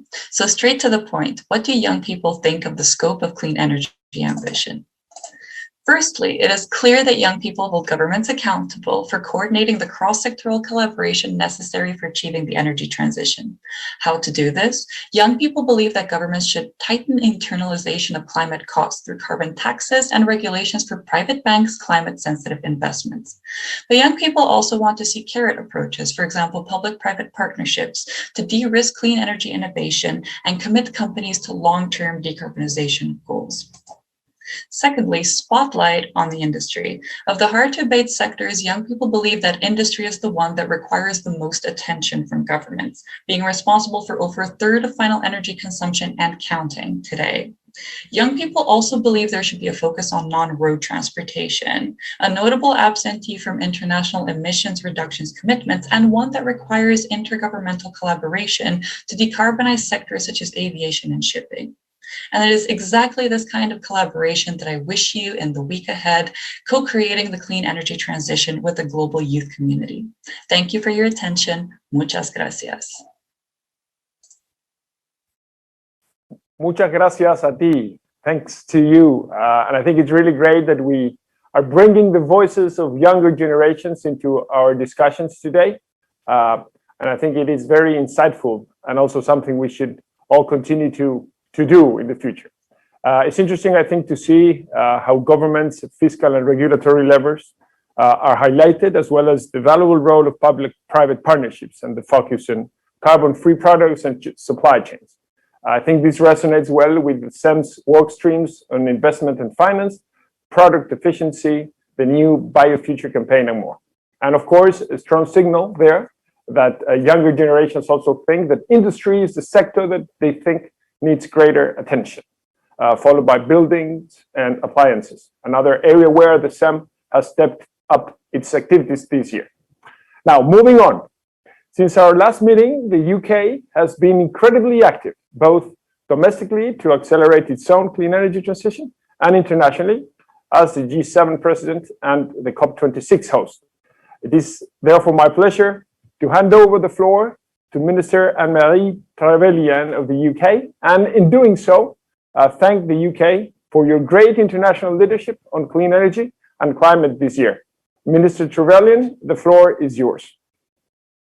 Thank you, Minister Joubert. Excellencies, ladies and gentlemen, it's my pleasure to join you at the 12th Clean Energy Ministerial. Thank you to our hosts, Chile, and to the SEM Secretariat for their work convening this meeting under what remain challenging circumstances for us all. The momentum we have seen this year on climate action, though, is unprecedented. More and more countries have joined the UK in making ambitious net zero commitments backed by those long-term energy plans. Now, the UK has pledged to cut our greenhouse gas emissions by 68% by 2030 and 78% by 2035. And for the first time, this includes the international aviation and shipping sectors. So our approach to delivering these goals brings together ambitious policies, including a commitment to 40 gigawatt of offshore wind and 5 gigawatt of low carbon hydrogen by 2030, with £42 billion in both public and private investment. Our approach is also based on the principle that if we work together to bring down emissions, we make the transition cheaper, faster, and easier for all. To tackle emissions from those hard-to-abate sectors, of course, we need to cooperate across industry with heating and heavy transport. So the steps we take this year will be integral to keeping the 1.5 degrees within reach.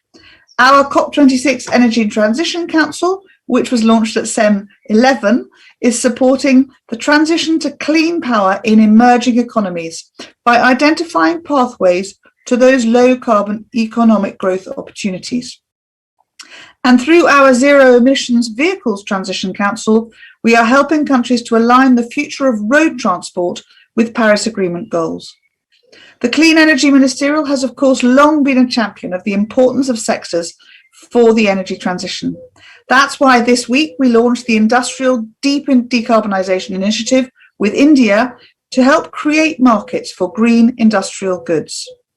I'm also pleased to announce that the UK will become a full member of the Clean Energy Ministerial's Hydrogen Initiative, where we will work with partners to develop the global hydrogen economy to transform the outlook for power, for transport, for heating and for storage. To help expand the SEM's ability to bring countries together to supercharge sectoral transitions, we intend to double our financial contribution to approximately €200,000 per year. Only by working together on our shared challenges will we make the progress needed to build back better for the benefit of people, prosperity, and our planet. So as we look to COP26 in Glasgow in November, we encourage all countries to strengthen those sectoral efforts and update their NDCs to make our low-carbon future as a planet a reality. And I'm very happy to pass the floor to State Secretary Bike now. Thank you.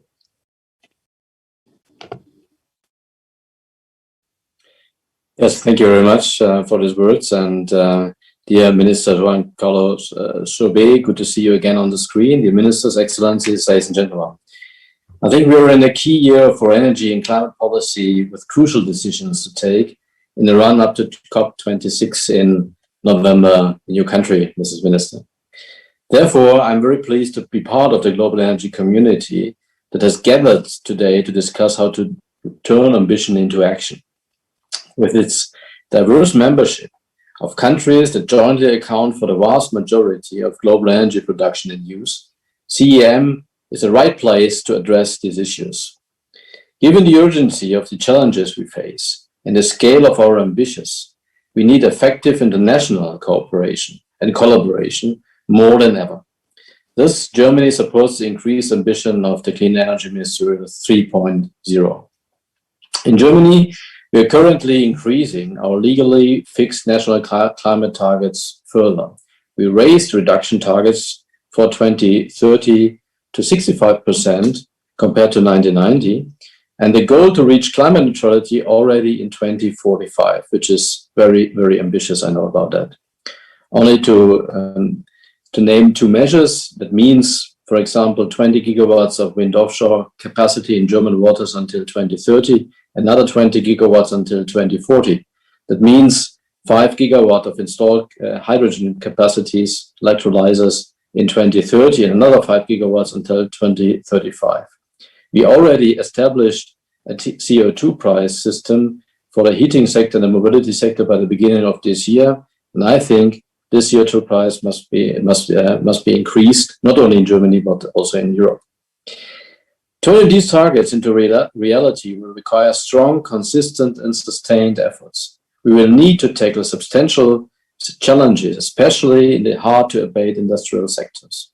At the same time, we are confident that by setting the right political, regulatory, and economic framework, we can also decarbonize these sectors while safeguarding competitiveness and maintaining our industrial base. And again, we need to use the full potential of international cooperation. Based on this insight, Germany joins the new CEM initiative on industrial deep decarbonization. To be successful, this market creation initiative needs to have the widest possible membership for creating common international product definitions, as well as shared goals and principles for the decarbonization of global industries. I therefore call on other CEM members to also join the initiative to realize its full potential as a steel and cement climate club. Last but not least, and on a different note, Germany also acknowledges that for its success, the energy transition needs to be an all-of society effort that provides equal opportunities for everybody. I'm therefore pleased to announce that Germany intends to join the CEM initiative, Clean Energy Education and Empowerment. Thank you very much. And thank you very much to State Secretary Feicht for these important remarks. One reason there is so much excitement about hydrogen is that these technologies can fulfill the important function of turning renewable energy into a globally traded commodity. So, dear State Secretary, how does Germany plan to ramp up related investments in that area? I'll get two dimensions. One is, of course, what is happening in Germany, and of course also in Europe and the European Union. So we do it by helping producers, giving subsidies, capex subsidies, in order to establish their installments for production, but also helping off-takers to change the technology, like be it steel, be it chemicals, and the mobility sector. What is very important from my point of view is the international collaboration. It means that we have to cooperate bilaterally with other countries in the world, and we want to do it by an auction scheme called H2 Global. Means that we want to tender money in order to establish and subsidize or incentivize production of hydrogen worldwide, bringing this hydrogen, let's say via green ammonia, to Germany, to import it to Germany, and giving money for that via this auction scheme, H2 Global. That could be one very important issue and effort. Very, very interesting indeed. Thank you very much. Dankeschön. And we go next to the Netherlands. I know that hydrogen is also a major priority for the Dutch government, so it'd be great to hear about that and how it links up with the work of SEM on hydrogen. And if time permits, I also understand there are some recent developments with regard to CCS, which of course is also a SEM topic. So a very warm welcome to the Director General for Climate and Energy in the Ministry of Economics, Sandro Gastra. Thank you very much, Melinda. Dear Excellencies, ladies and gentlemen, first I would like to compliment the SEM Secretariat and of course also the Chilean hosts for organizing such an impressive program. And as the IEA underlined in its recent Net Zero 2050 roadmap, international cooperation is crucial to ensure that we fulfill our national climate goals. And we therefore warmly welcome all new SEM members to the SEM family. And indeed also we need all clean energy sources and techniques to reach national and international climate goals. And this indeed requires supercharging sectors. Now this is why the Netherlands supports the continuation of SEM and hopes to profit from and also contribute to a strengthened organization that facilitates the exchange of knowledge on different topics. Turning to hydrogen, This past year has been key for the SEM Hydrogen Initiative, which we are proud to co-lead. The IEA and the Dutch Klingendaal International Energy Program prepared a study on the current hydrogen market and policies in Northwest Europe and their development towards 2030 as an example for other regions in the world. And the study demonstrates the large hydrogen potential in this region, and realization of this potential will be critical to achieve the European hydrogen strategy. And for this, as State Secretary Feist already said, cooperation on cross-border infrastructure and other projects, also beyond Europe, is essential. In other words, if hydrogen flows as freely across borders as fossil gas and other fuels at the moment do, we will all benefit and climate will benefit. The Netherlands aims to contribute to 3 next steps within the SEM hydrogen workstream. First of all, the development of supportive policy and instruments, an annual update of the analysis to facilitate the progress of a regional hydrogen market, and thirdly, and very importantly, to initiate an international hydrogen trade forum to discuss and explore together with potential exporters and importers of hydrogen the main topics on international trade. Not only, of course, within Europe, but also beyond. Aside from hydrogen, as Melinda already stated, we also hope to continue our cooperation on other topics. As my State Secretary explained during the CCS event earlier this week, last month the Netherlands awarded up to 2 billion euros in government support to a large carbon storage, capture and storage project in the North Sea called Porthos. And this project will contribute enormously to our CO2 reduction ambitions, especially for the hard-to-abate sectors in industry. It's planned to commence operating in 2024, and this CCS project involves capturing 2.5 megatons of CO2 per year from industrial sites in Rotterdam, transporting it by pipeline and storing it permanently in depleted gas fields in the North Sea. This specific CCS approach can help neighboring countries like Germany and like Belgium, but other countries in the world as well, in achieving their climate goals, and we are more than willing to share our experiences here. Thank you very much.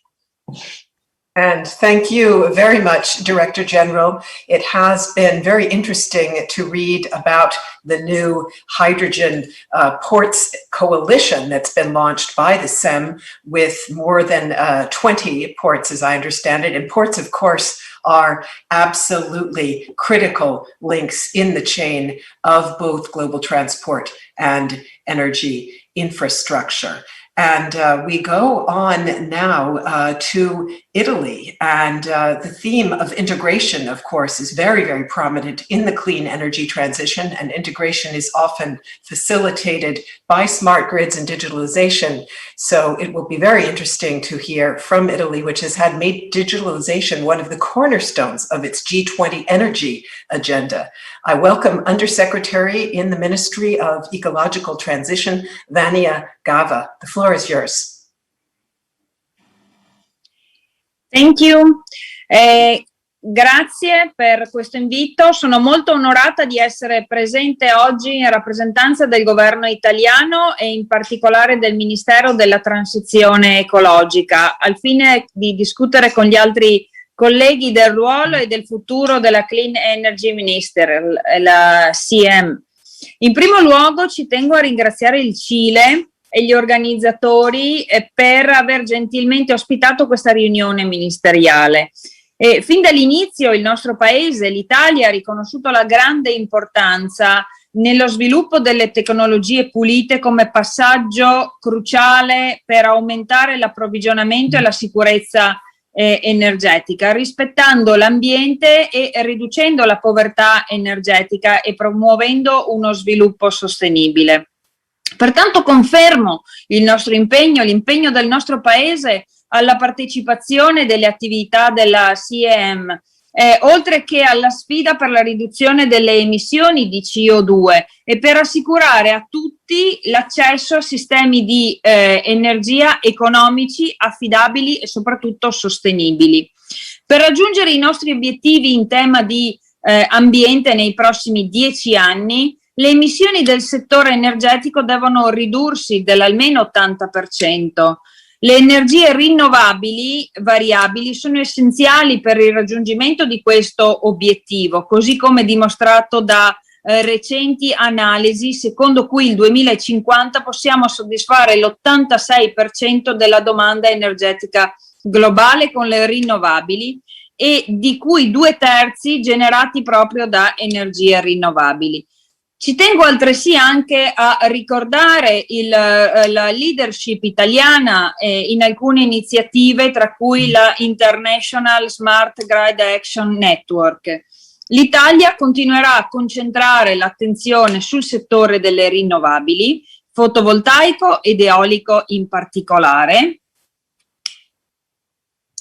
e ad investire nella ricerca per migliorare l'efficienza del sistema attraverso il ruolo cruciale svolto dalle reti intelligenti.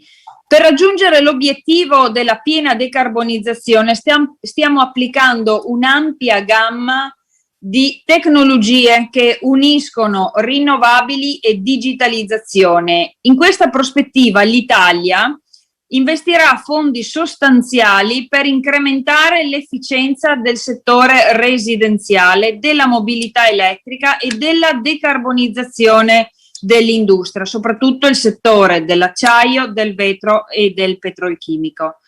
A tal proposito l'Italia crede molto nell'ampliamento dell'uso dell'idrogeno.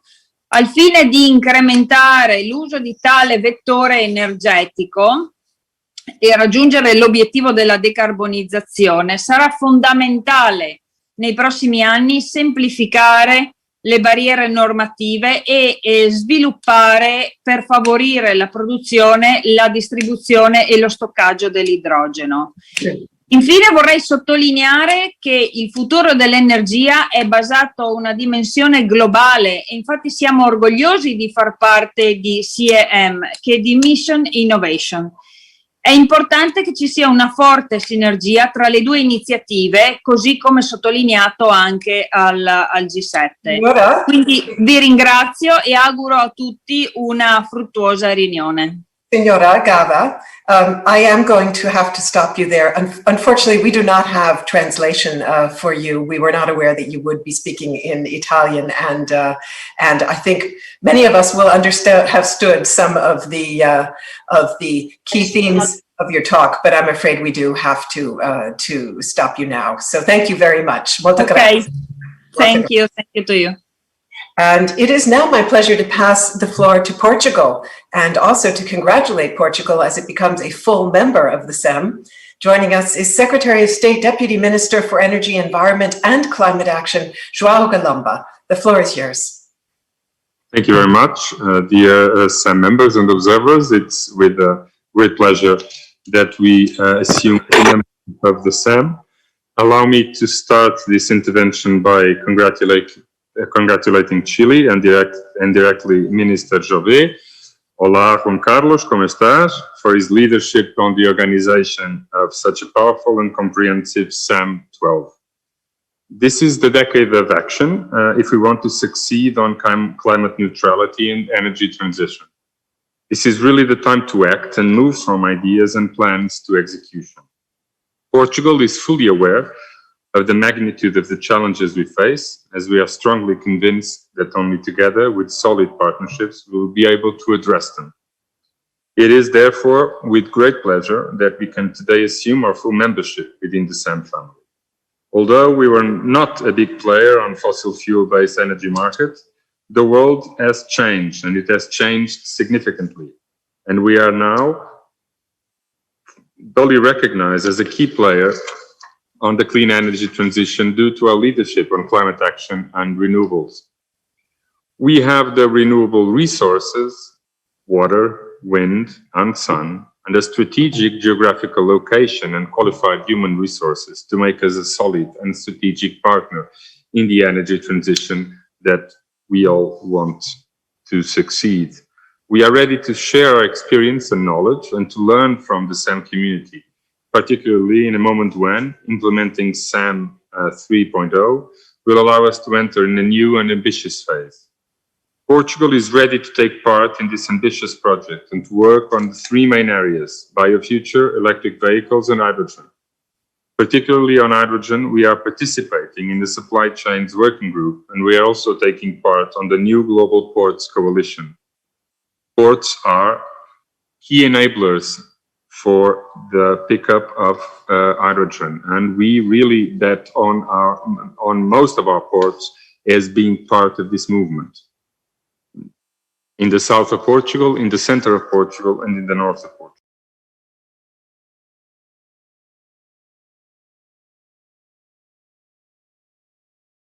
Thank you very much, Mr. Galamba. We did it in 2016, and since then we have been developing the necessary frameworks and instruments to turn this ambition into a reality. Our ambition is high, very high, but it is based on a robust track record on our huge potential concerning renewables resources that are still to be explored. We are ready to work with SAM to accelerate the transition we need for the future we expire. Thank you. And thank you very much to you, Deputy Minister Galamba.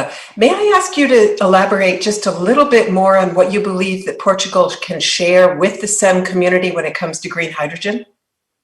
Yes, we were early movers in setting up the general infrastructure for hydrogen deployment in Portugal, legal, regulatory, and also physical infrastructure. That's what we're working on. And picking up on what the German Secretary of State said, we are deploying a dual approach with, apart from the regulatory environment that is already in place, we are approaching hydrogen projects from a dual support mechanism. So we will deploy CapEx support mechanisms, as is traditionally done with European funds and local funds. But we want to complete that with an OpEx supporting mechanism through auctions. So we will do a carbon CFD based on carbon prices and natural gas prices to ensure that we close the loop. So our projects will be simultaneously supported on CapEx and on OpEx. And we believe that this is the right framework to align the interests of producers and users and to quickly start deploying our projects. This integrated approach is favored in all our legislation and our support mechanisms, and we believe that this is the faster way, linking producers and consumers to deploy the hydrogen economy. And that's what we're working on at the moment in Portugal, and we strongly believe that it is the correct approach. Thank you. Thank you very much, Deputy Minister. And it is great to hear that Portugal is already a very active member in the SEM, including joining the BioFuture Platform Initiative. So it's particularly appropriate that we go now to Brazil, which has been leading this initiative in the SEM together with several other members. Let's hear from Brazil's Minister of Mines and Energy, Bento Costa Lima Leite de Albuquerque. Dear ministers and members of the SEM community, I wish we could all be in Chile right now. Even though another year goes by without us meeting in person, we must recognize the amount of meaningful work we have done.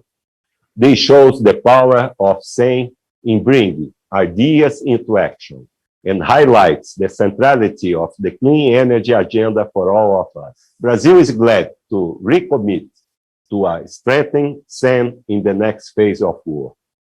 According to preliminary data, in 2020, the share of renewable sources in Brazil's total energy mix was over 48%, whereas our power sector was around 85% renewable.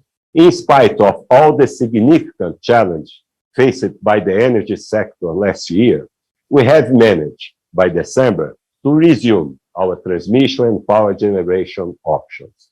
Furthermore, we have recently laid the foundations for two very important government initiatives that will help us further decarbonize our energy mix in hard-to-abate sectors. First, our Fuels of the Future program aims to increase the use of sustainable fuels. The many public policies in this sector are being integrated with a well-to-wheel carbon life cycle analysis in mind and a regulatory framework for carbon capture and storage. Second, in 60 days, we will present the guidelines for our national hydrogen program, which will certainly simulate research and investment, helping consolidate the hydrogen economy in Brazil. Both initiatives are top priorities for us as we prepare our energy compacts under the UN High-Level Dialogue on Energy. The BioFuture Platform initiative has just held its second summit, with over 550 participants from more than 30 countries and some new and concrete results. Governments and the private sector are being challenged to work hand in hand to replace at least 10% of fossil-based products with bio and waste-based fuels. More recently, we have also decided to join the NICE Future Initiative, which is contributing to the debate on the relevance of nuclear to energy transition. Finally, I would like to acknowledge the ongoing work in the Long-Term Energy Scenarios Initiative, mid and long-term planning, in which Brazil has a solid experience, will be crucial tools for achieving our decarbonization goals. Please be sure to count on Brazil's active engagement in these initiatives and others. Thank you.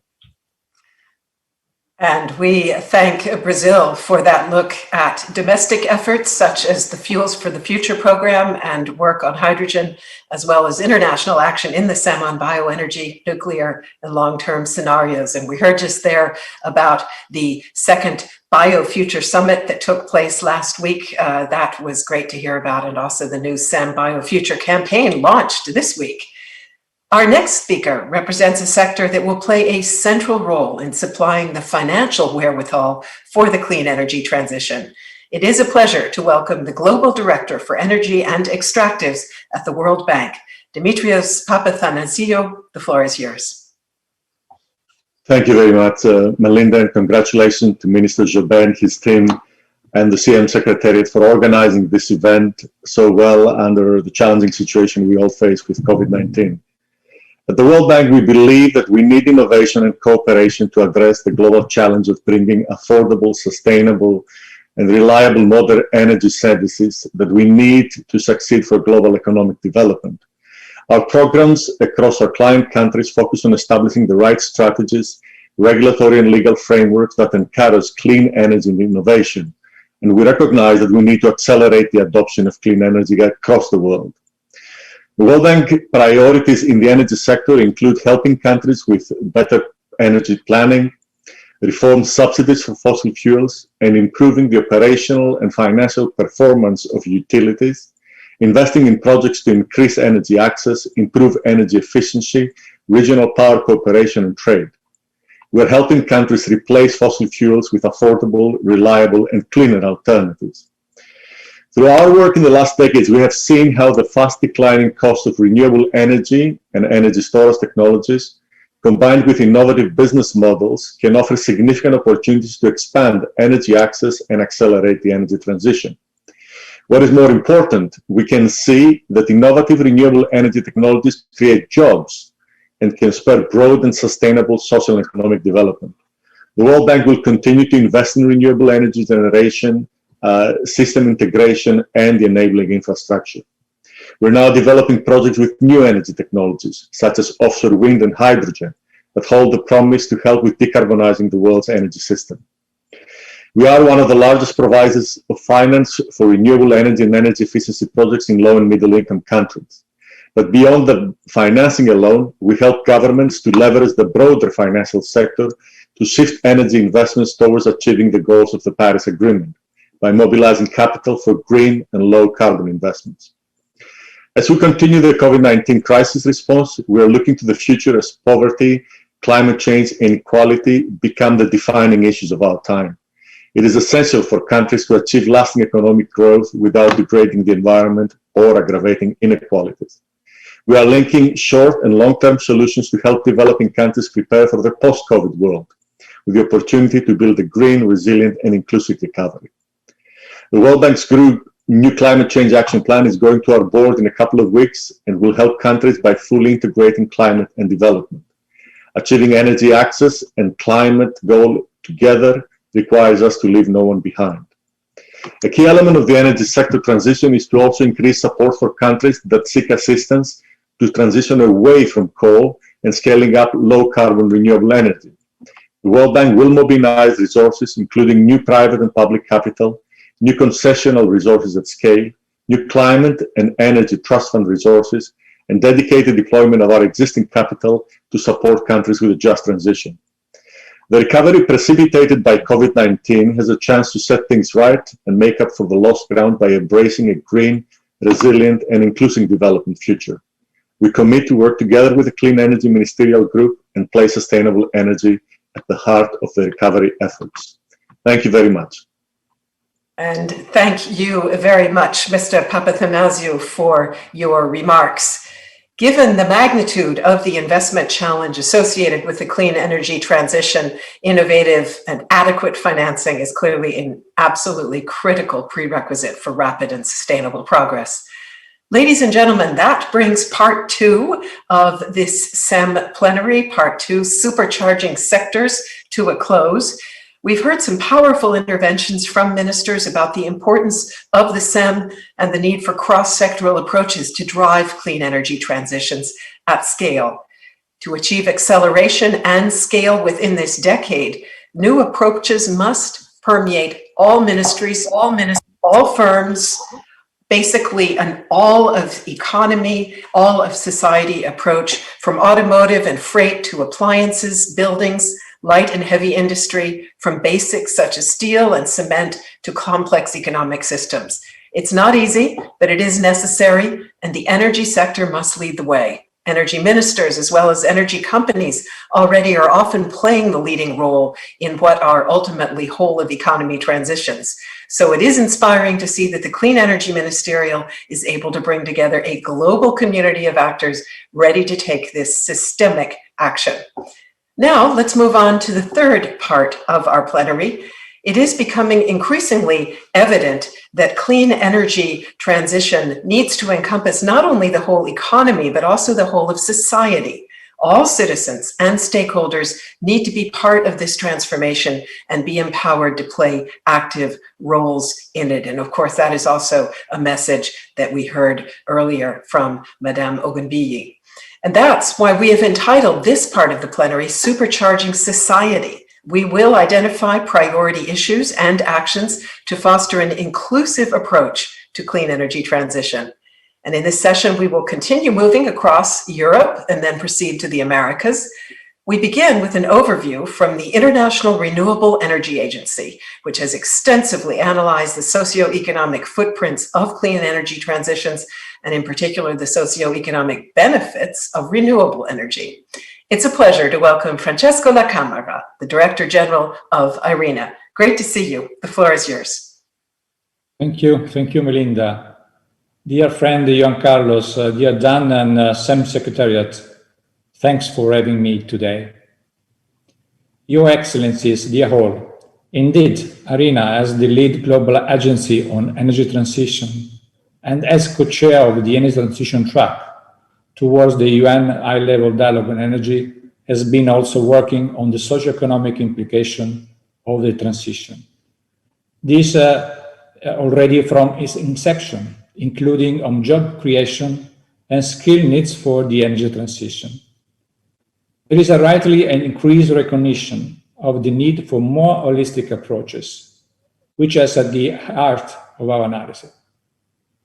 Underline the critical role of technology and investment. And when we notice that IRENA views on the future energy system consisted with the 1.5 Paris goal based on renewables and complemented by green hydrogen and modern bioenergy is finally globally recognized mainstream, we must pay equal attention to the human and social dimension of energy transition. The pandemic has brought to the fore the fault lines and vulnerabilities of our society and economies.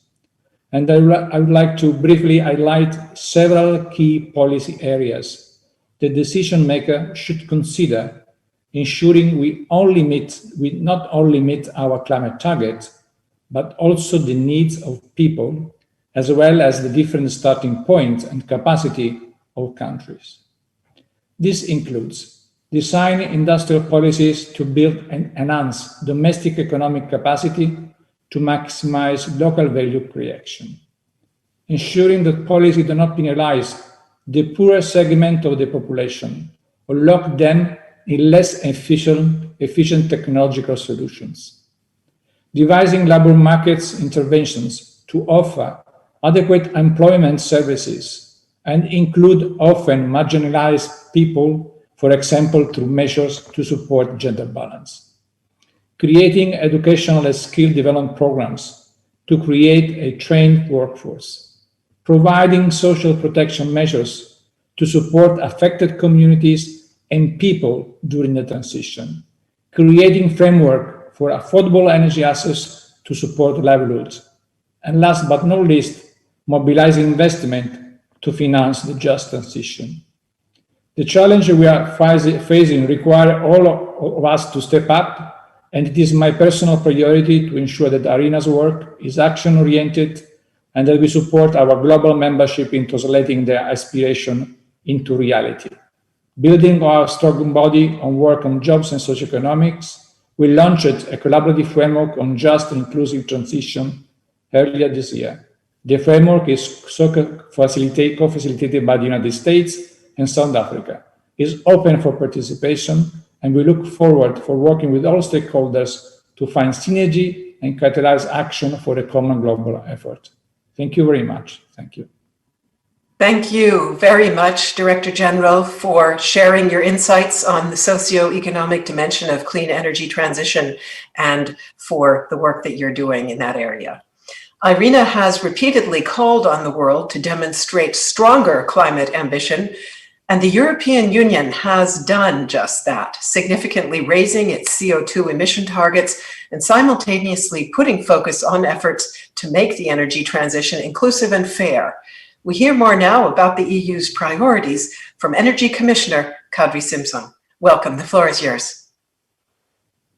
Dear colleagues, greetings from Brussels. We are at a key moment for stepping up the action to fight climate change in line with the Paris Agreement. And the European Union recently adopted a climate law that enshrines our goal of climate neutrality by 2050 in law. We have also increased our 2030 emissions reduction target to 55%, and we are updating related policies. It is encouraging and inspiring that many countries around this virtual table are rolling out ambitious policies too. This will not only accelerate the clean energy transition, but will also help our economies to recover from the global COVID crisis. International cooperation is central to achieving our objectives, and I therefore welcome the decision to extend the mandate and raise the ambition of the CEM. We are keen to continue working with all CEM members in that context. I'm delighted to welcome the new countries joining our ranks, Poland and Portugal. The reinforced secretariat will allow the CEM to strengthen its role with additional tasks and work streams. So this is how we deliver results and lasting impact. In the interest of time, let me refer to two new areas of work. The EU has been amongst the first to set a clear vision for renewable hydrogen, which can help decarbonize sectors with limited alternatives. I was therefore pleased to take part 2 days ago in the launch of the Global Hydrogen Boards Coalition under the CEM Hydrogen Initiative. And secondly, while pushing towards climate neutrality, the European Commission wants to make sure that the transition is just and creates opportunities for all. We were therefore very pleased to join and lead together with Canada and the United States a new CEM initiative on empowering people. These and other CEM work streams will make a difference in this decade. We must all use the next more ambitious phase of CEM for turning our goals into real action and tangible results. Thank you. And thank you very much to you, Commissioner Simson. It's a pleasure to go now to Poland and congratulate it on becoming a member of the SEM. Poland's Minister of Climate and Environment joins us to tell us about his priorities for the clean energy transition and to share his views on how to make that change both inclusive and just. Minister Michał Kurtyka, the floor is yours. Thank you very much, and indeed very happy to be with you, dear colleagues, and very happy also to be part of the SEM family right now as Poland, together with our colleagues from Portugal. We are joining Clean Energy Ministerial, and it's an achievement of a long way, which I have started already 5 years ago. So I would like to thank you very much, all of you, and thank especially Dan for hosting us and for welcoming Poland also. And you, dear colleagues, thank you very much. Of course, my special gratitude goes to Chile. Colleagues from Chile are very close to my heart, as Chile has been, after Poland, the host of COP25. So we know each other very well, and it's a pleasure to be here today with you. As we are moving forward on our energy transition, and we are really making a historical step in order to make sure that we can, together with our European colleagues, fully implement the Paris Agreement. So we have just adopted a new energy policy till 2040, which is a U-turn in terms of the way we will ensure our energy security. And of course, this path is needed to be done in a fair and just manner. So this is why we have 3 pillars in our energy policy. And the first pillar, symbolic one, is ensuring just transition and leaving no one behind in this extremely difficult endeavor for a Polish economy, so much dependent on coal at the starting point, but looking forward for a second pillar, building new zero-emission energy system based on the renewables, and offshore wind will be playing an extremely important role. Photovoltaics is booming right now in Poland. We added more than 250,000 prosumers only last year, despite COVID. But also, we believe very much that nuclear will be part of the equation and that we need to bet on this zero-emission energy source.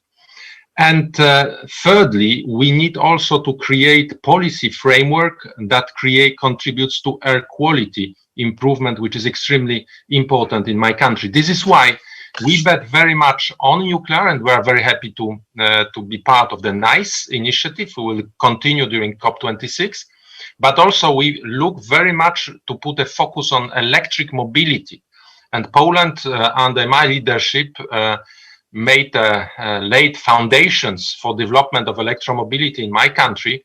We became right now the biggest producer of lithium-ion batteries in Europe, the biggest exporter of electric buses, and we continue. By 2025, we will forbid in all big cities all non-zero emission buses. And we are also targeting subsidies for the first time in the history of Polish economy for electric vehicles.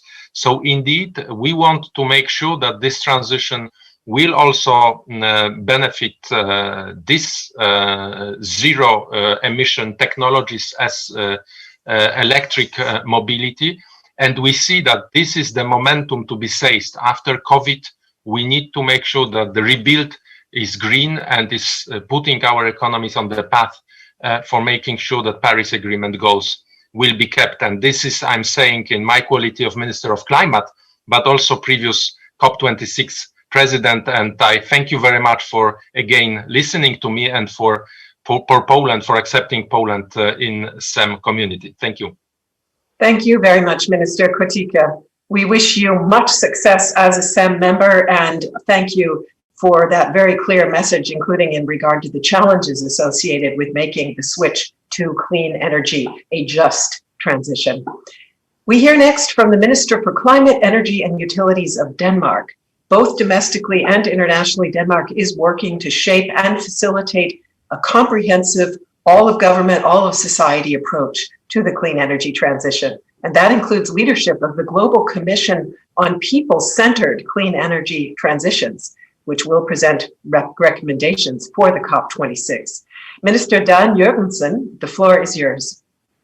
Thank you so much, and greetings to all my friends and colleagues, especially a welcome to my friend Michael from Poland. Allow me to begin with a short anecdote. The story is about the great-grandparents of the Danish Crown Prince, Queen Louise and King Frederick VIII. In the beginning of the 20th century, cars started to appear in the city of Copenhagen, automobiles. And though King Frederick was known to be a very visionary king, he was still very fond of his royal coach, driven by horses. Queen Louise, on the other hand, might not have shared his enthusiasm.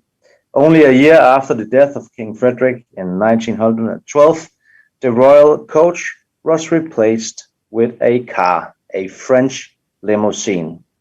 The newspapers, they followed the transition closely, and especially one question was of particular interest to the readers. Who were going to be the driver of the limousine? The coach driver of the royal coach, of course. The horses were going on pension, but not him. He got a driving license and became a car driver. And so the coach driver became a car driver and entered the job market of the 20th century. Now, a lot has happened since the invention of automobiles.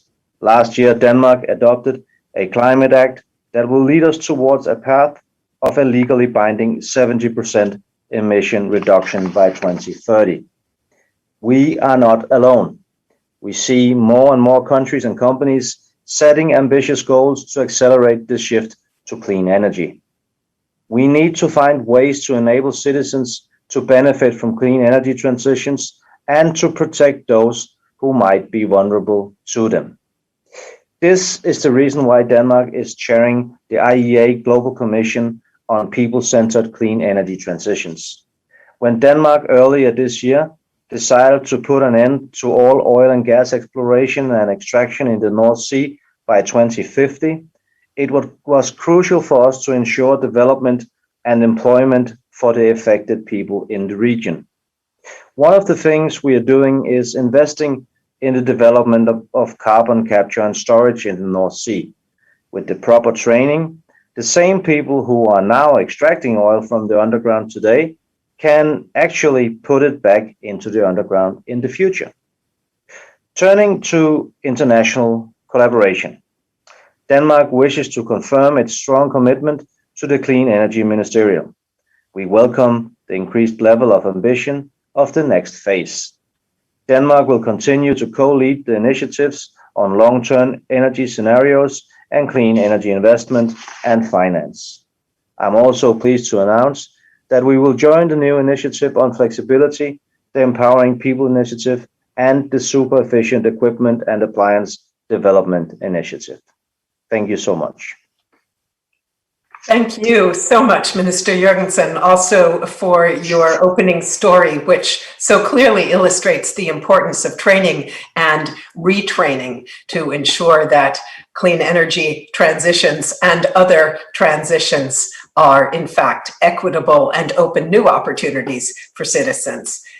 Joining us now is France, which is putting an integrated social justice approach at the heart of its energy and ecological transition. We hear more now from the Director General for Energy and Climate at the Ministry for the Ecological and Inclusive Transition. Welcome to Laurent Michel. The floor is yours. Thank you, Excellencies, dear colleagues. It's a pleasure and an honor to participate to this important meeting on clean energy transition. I'd like to thank Chile and the SEM Secretariat for organizing this meeting. As mentioned by previous speakers, a just transition is key, and it's essential to address the socioeconomic impacts of all the measures associated with the low-carbon transition. Let me highlight a few examples of what we try to do in France in order to address this issue. In order to protect the most vulnerable households, the government has put in place targeted measures such as increased aid for the energy renovation of the worst performing housing, also aid for payment of their energy bills, and conversion bonuses to support the renewable of the most polluting vehicles with higher subsidies for poor households. And our recovery plan boosts this transition and socially just measures. But in order to succeed, we also think we need the support of all citizens. This is the reason why the President of the Republic had decided in October 2019 to establish a Citizens' Convention for Climate made of 150 citizens drawn by lot. The mandate of the convention was to define a series of measures to reduce greenhouse gas emissions in the spirit of social justice. They've presented 149 proposals. 146 have been validated by the President of the Republic, and a bill is now under discussion in the Parliament. The bill contains very concrete measures to achieve our climate objectives. For instance, it deals with the ban of the sale of the most polluting vehicles from 2030. It also deals with the prohibition of the rental of very badly insulated housing with a progressive schedule. And also it creates a CO2 score which intends to display the impact on climate of goods and services consumed by French people. The idea is to have better information and then action empowered by citizens. Reaching net zero by 2050 means a radical transformation of our energy system. Let me congratulate the International Energy Agency for its excellent and inspiring roadmap to net zero, which was published very recently. It means and shows us a drastic reduction of energy consumption is necessary in all sectors. It also means to decarbonize the power generation and to phase out fossil fuels, starting by coal. The various same initiatives contribute very intensively to promote the low-carbon energy technology. France participates actively to important initiatives such as ISGAN on smart grids or ZEV on electric vehicles, and we will go on this way. And I'm also delighted to confirm that France has recently joined the Nice Future initiative. Indeed, nuclear power has contributing to a significant part of carbon-free electricity generation worldwide, and of course, in France. We look forward to fruitful cooperation with partners in this scope and more broadly in all scopes dealt with by the same initiative. Thank you very much. And thank you very much, Director General Michel, for your remarks. Let us now, before we move across to the other side of the Atlantic, get a big picture input. It's my pleasure to invite the Secretary General of the World Energy Council to share with us her organization's vision and priorities for the clean energy transition. Angela Wilkinson, great to have you with us. Thank you. As Secretary General of the World Energy Council, I'm honored to be part of the clean energy and mission innovation discussions. I speak to you today from St. Petersburg in Russia, one of the world's cultural centers and emerging energy centers, and the host of our World Energy Congress in October 2022. I thank Chile and also Dan's team and Minister Joubert for the opportunity to connect again our agendas and with our imperative on humanizing energy transition. In addition to the word energy in our job titles, we share a common purpose in creating positive social energy for change in all corners of the world. I also believe we have a responsibility to society to highlight that new and improved models of human and sustainable development will require more clean, more just, and more flexible energy in multiple forms: heat, power, and liquid fuels. In this pivotal decade of delivery, it is imperative to close the implementation gap and activate road-building communities everywhere. It is our World Energy Council community call to action to involve more people, workers, women, future energy leaders, customers, citizens, and community cooperatives in progressing successful energy transitions along multiple pathways. Ambitious targets and timelines need to be translated into coherent roadmaps, and we will need road-building communities building forward together across multiple levels. We must make more room for learning by doing, and overcoming the increasing polarization between the principled green versus the pragmatic, clean and affordable energy. A fairer and faster pace of transition will be messy and involve more people. It'll involve a step change in energy literacy, a turnaround in workforce skills, and a shift to a demand-driven solutions framework. In supercharging the role of societies, we need to address the obvious human-centric blind spot in roadmaps. Who will pay? How will uses and behaviours change? Closing the activation and implementation gaps will not be easy. Locally clean, but globally unfair and dirty solutions for the top 10% present a transition trap. Our world energy community is addressing the 90% solutions implementation gap by involving and equipping more people as road builders. That's why the theme of the St. Petersburg World Energy Congress next year in October 2022 is Energy for Humanity. And I'm honoured on behalf of the World Energy Council and the organising committee of the October 2022 World Energy Congress, headed by Deputy Prime Minister of the Russian Federation, Mr. Alexander Novak, to invite you all to join us in the St. Petersburg in October 2022 to further discussions around energy for humanity. May I wish you every success at the Clean Energy Ministerial discussions. I hope together humanising energy features strongly in our cooperations. I look forward to seeing you in St. Petersburg in October 2022. Thank you. Thank you very much to Angela Wilkinson for that very clear message about both the challenges associated with making the clean energy transition and all of society endeavor, but also the opportunities and benefits that this can bring.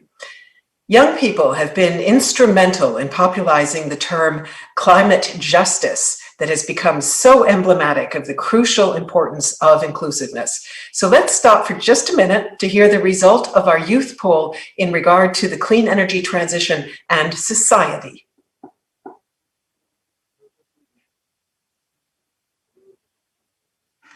Excellencies, for the first time in history, we have a unique opportunity to ensure that the next energy transition is inclusive and just. As I spend my time developing energy solutions for under-resourced and low-income communities, the importance of this cannot be overstated, and we will be remiss in not taking this opportunity. To that end, we'd ask young people to identify priorities for governments in tackling the socio-economic aspects of a clean and just energy transition. One key thing that emerged was to encourage the investment in training and retraining of the clean energy workforce. Another was empowering communities that have been disproportionately affected by the economic effects of the COVID-19 pandemic-induced lockdown mandated by most countries. Please bear in mind that governments need to effectively assess the cost and benefits of some of their policies and other regulatory regimes that reduce or prevent access to clean energy technologies in these underserved and unserved communities. That is those communities that need this transition the most. Thank you. And very, very interesting results indeed there, and great to see the young generation so highly valuing education and training in clean energy. Many thanks to all of our speakers from youth organizations. Your perspectives have contributed enormously to this SEM plenary, so we're very, very glad that you could shed light on youth's viewpoint. We'll now continue with our ministerial interventions, and it's an honor to go to our host, Chile. Minister Jobé, please tell us a little bit more about your own goals for the energy transition, about Chile's national priorities, and in particular, what you're doing to bring the entire society along on this journey.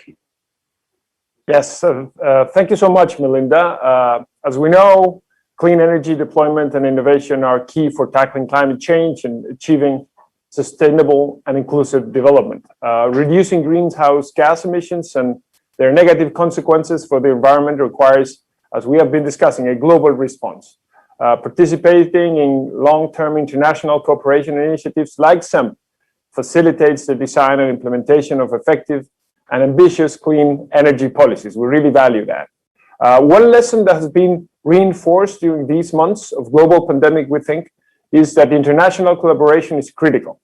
And it is vital not only in health matters, but also in advancing in the deployment of clean energy. It is imperative that the international community works together, and the Clean Energy Ministerial gives us a crucial space to do so.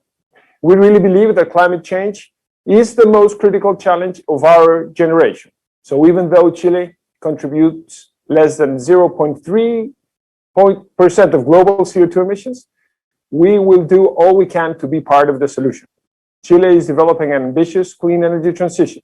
We have set clear and purposeful goals to reduce greenhouse gas emissions, and we are committed to being carbon neutral by 2050. We will achieve this through the following actions. First, we're closing all our coal-fired plants by 2040. We are enhancing electromobility throughout our country, having as a goal to have 100% of urban public transportation electric by 2040. We are increasing the production and use of green hydrogen with the goal of producing, we hope, the cheapest green hydrogen on the planet by 2030. We're establishing a framework law on climate change, promoting and developing sustainable buildings, and implementing a new energy efficiency law, among many other things. Our energy policy's main objective is to achieve a safe, inclusive, competitive, and sustainable environment that will benefit all Chileans. We are convinced that it is necessary to bring people together to participate in this process. Collaborative work in both the public and private sectors, we think, is a must. This has been the hallmark of our energy policies because we have the firm conviction that this transition must be achieved by working with our citizens, not just for them. We will reinforce cooperation and experience exchange with other SEM members, particularly in regional and global energy interconnection, electromobility, super efficient equipment and appliance deployment, clean energy education and empowerment, and power system flexibility. The Chilean Ministry of Energy and this government will continue to promote clean energy development. We will leave the carbon era behind and move decisively towards the clean energy era, building together a better future for all. Let me now transition to Spain. I'm very pleased to welcome my colleague and friend, Teresa Rivera, the Deputy Prime Minister for Ecological Transition and Demographic Challenge of Spain. As you know, Chile and Spain, we have been working together since COP25. We really value your support at that final part of 2019, and we really appreciate your collaboration. My friend, Minister Rivera, the floor is yours. Gracias, Juan Carlos. A great pleasure to join you all this afternoon, and congratulations together with Jennifer, with the United States, for this co-chairmanship in this Clean Energy Ministerial Committee period, as well as welcome and congratulations to Michael and Joao from Portugal and Poland joining the full membership of this Clean Energy Ministerial. I think that this is a very important initiative, as you say, working on how far and fast we can improve our cooperation, the learning processes on how we can achieve this very important goal with all the challenges, and joining forces to improve in so many very important issues as electromobility, storage, green H2 standards, or eventually this idea on how we can decarbonize the industry, the energy intense industry. What we do many different things so to facilitate this transformation in a social and inclusive manner, as Francesco was stressing when commenting on IRENA's main priorities and focus and attention. We try to make our goals very clear in the long and in the midterm, so improving our rates and the share of renewable energy in the final use of energy up to 42 by 2030, up to 74 in electricity terms, and improve our energy efficiency rates almost to 40% by 2030, with the aim to ensure the full decarbonization of our economy takes place by 2050 at the latest. And to do so, I think that we need to do many different things. We need to improve the way we work with the social players. We think that the social impacts of this transformation is very important and very positive in the long term, but we need to pay attention to the social impacts of the transformation, both when talking about workers, but also when talking about consumers. I think that this is very important too. I think that we need to factor in the idea of good regulation, carbon price, and innovation as main drivers for this transformation, together with the training and retraining programs. But social considerations are also key. We have been working when talking about consumers in improving our energy poverty strategies, but we are also trying to tackle the way we can facilitate an access to the carbon dividend to consumers, to avoid that big high prices can impact and can make people be against the energy transformation. So I think that this is some of the very interesting things we need to pay attention to. At the same time, we have been working for more than 3 years, almost 3 years, in the phase out of coal. 84% of our coal capacity has been phased out.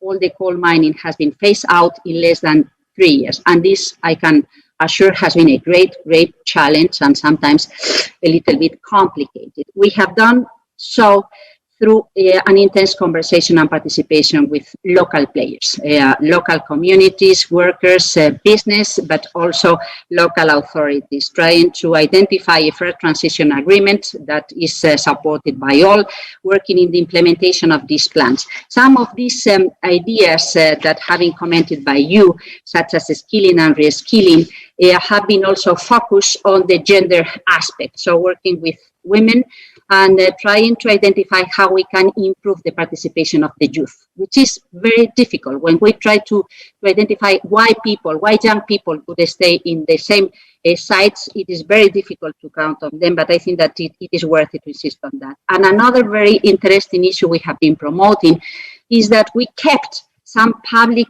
tenders to facilitate the access, the decision on how we ensure the access to the grid, to those that provide the best options in terms of local employment, the combination, the proper combination, the existence with other economic activities at the local level, or the respectful understanding of the development of green energy, together with the protection of natural resources and endogenous resources. So these are some of the ideas we have been working through together with the local communities and ensuring the participation and the social programs support, as I have said. Thank you.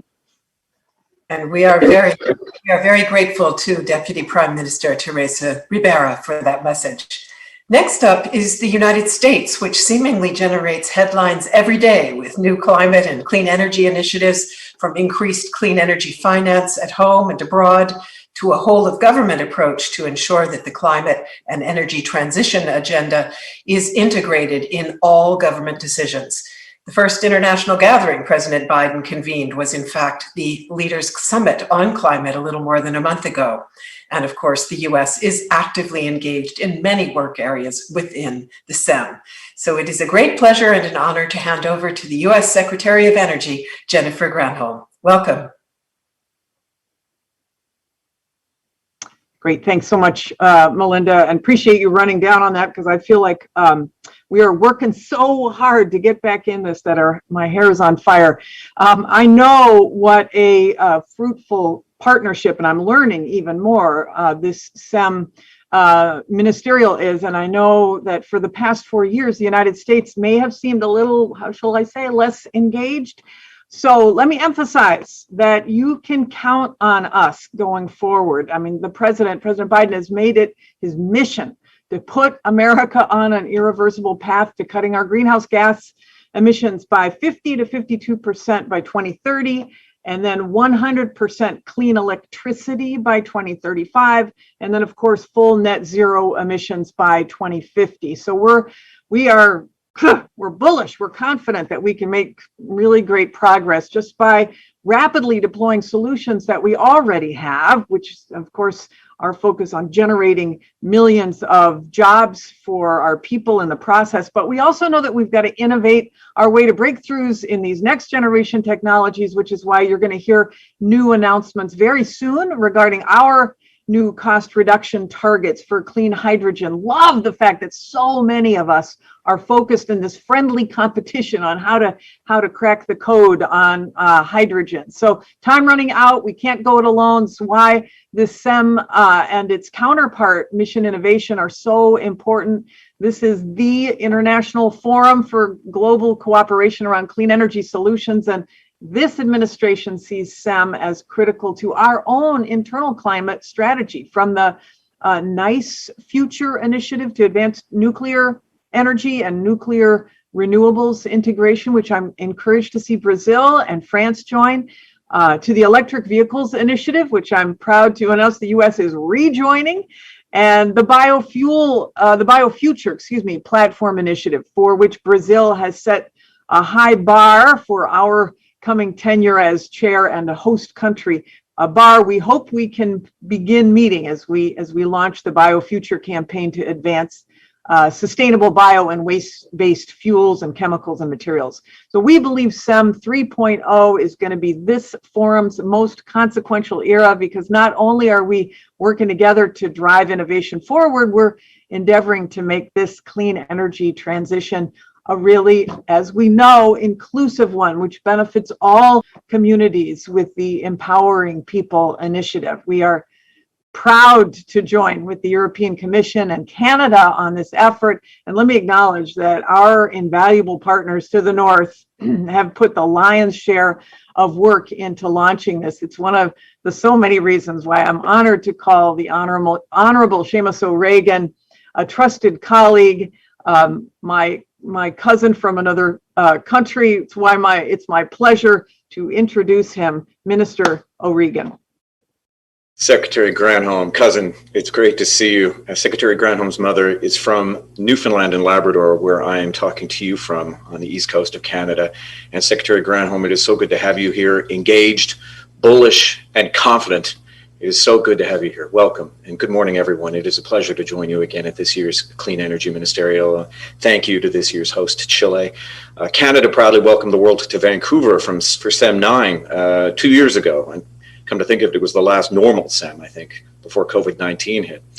That obviously has disrupted our lives, has changed everything from the way that we meet to how we imagine our future. And I think that's what we're here to talk about, really, isn't it? Our future. How we include everyone in an urgent, effective, and orderly transition to the clean energy future that we need. And I say orderly because we need to make sure that we take the time to leave no one behind without losing the urgency of acting now to combat climate change. If we fail to include energy workers, then this transition will not be effective, and it must be. Bringing people along has never been more important. The pandemic has laid bare the vulnerabilities and inequalities both within our countries and around the world. It has been particularly challenging for women, youth, Indigenous peoples, immigrants, racialized peoples, persons with disabilities, LGBTQ+. It's been hard on energy workers, something that I understand firsthand here in Newfoundland and Labrador, which is an offshore oil producing region like Norway and the UK. It's the biggest part of our provincial economy. I have friends and neighbors who work in the offshore. And they're facing hard times during this pandemic. They're worried about their future. They're worried about what a clean energy future means for them, for their livelihoods, the families they support, the communities they support. The fact is, we need them. Who else is going to lower emissions? Who else is going to build a low carbon future? It's the same people who built our resource industries with all their expertise and experience and determination and ingenuity. The same people who know how to do the complex engineering needed to build energy infrastructure, and a lot of it. The same people who were the drivers of our economic growth over the past 50 years are the same people to cement our future prosperity. We can't do it without them. They are the ones who will build us back better and greener.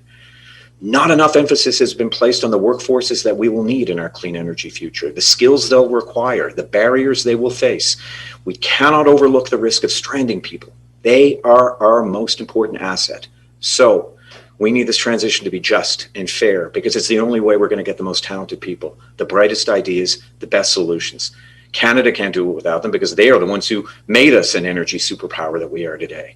We're not just a top producer of oil and gas, we're a global leader in hydroelectricity and solar and wind and smart grids and storage technologies and carbon capture. We're one of only 5 Tier 1 nations for nuclear, hydrogen, biofuels, and the minerals that are critical to powering this clean energy future. The skills from many of these parts of our energy sector are easily transferable to another, but in other cases, retraining is going to be required, new skills needed. So we are proud to be leading SEM's new Empowering People initiative. We're working hand in glove with the United States and the European Commission, and we are delighted to hear from Minister Jorgensen that Denmark is going to be joining us. Like Denmark and all of you, I see climate change as so much more than the challenge of our generation. It is an opportunity of a lifetime to refocus our economies for growth that is not only strong and sustained, but inclusive, with people at its core. And that opportunity is what makes the Clean Energy Ministerial so critical in bringing countries together, sharing lessons learned, scaling up our individual efforts, and critical to ramping up our collective ambition. The world is calling for it. And SEM countries, the people around this virtual table, we're answering the call. So Canada eagerly renews and strengthens our commitment to the third phase of SEM to accelerate an ambitious, inclusive, and orderly transition which leaves no energy worker and no energy producing region like mine behind. We need to achieve net zero by 2050. We need a prosperous economy that continues to create good jobs, and we need a low carbon future that leaves no one behind. I know that's a lot. I know it's ambitious, but this is the Clean Energy Ministerial. This is what we do. Back to you, Melinda.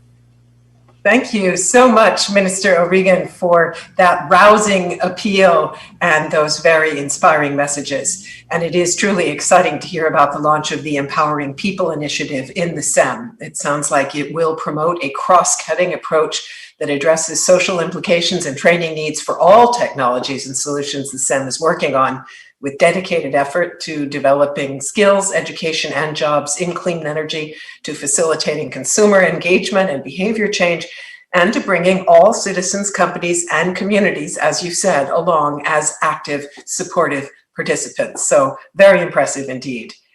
We have heard clear messages from SEM members today about the huge importance of bringing society along on the clean energy transition path. Training and retraining people will create new expertise and thereby new clean energy jobs, and that in turn will improve livelihoods.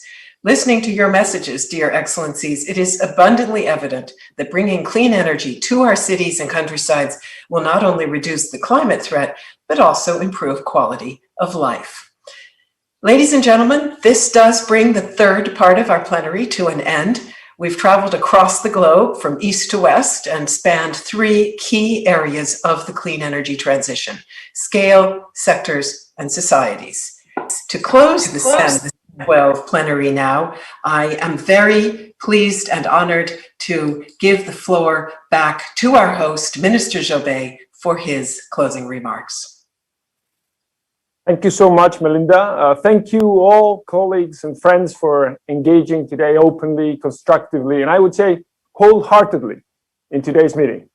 The leadership being demonstrated not just around this virtual table, but also across our entire global community, I think it's great to see. We have committed here today to enact a bold new phase of the SEM, one that is consistent with achieving the goals of its members and putting the world on track to achieve clean, affordable, reliable energy for all. Over the course of this meeting, we have discussed many things: how we work together to scale deployment of clean energy, how to increase the pace in sectors beyond power, how to look to incorporate new technologies, think more interconnectedly, engage closely with the finance sector, and think about how clean energy transitions impact the social and economic lives of our countries. I've heard so many great interventions today, and I've made some notes, and I'm going to read out some quotes from what you just said. Let me go with the first one. We have a big opportunity. 2/3 of the global population lives in places where wind, solar energy is the cheapest energy source. Another one, we have a unique opportunity to fight climate change and to generate economic growth. There is a gap between government's commitments and reality. Governments are in the driving seat, Fatih Birol said. Public sector has to take leadership. Public-private relationships are essential to reach our goals. We can't think of carbon neutrality by 2050 if we don't address universal energy access by 2030. Energy transition must be just and inclusive. Energy transition is one of the biggest social, ecological, and economic opportunities in history. New technologies and the funding that makes their deployment possible must flow to developing countries, or we will not meet the climate challenge.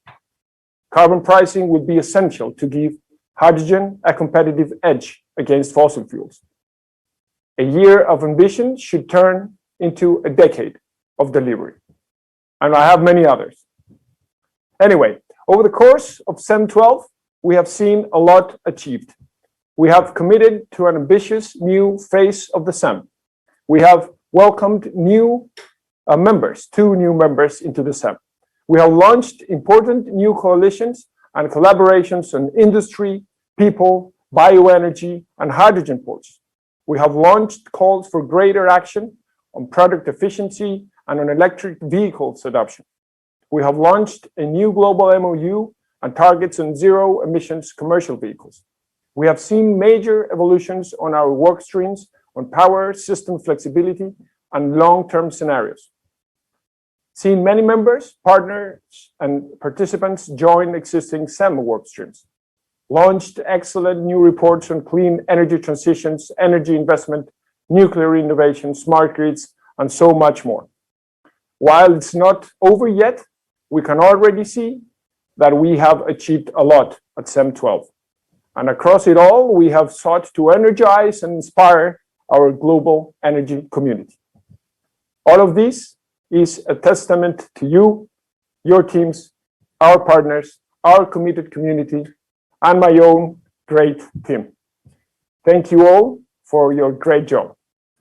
Lastly, with the confirmation that the United States will host SEM13 in 2022 and that India will host SEM14 in 2023, we have ensured that future clean energy ministerial meetings are in great hands.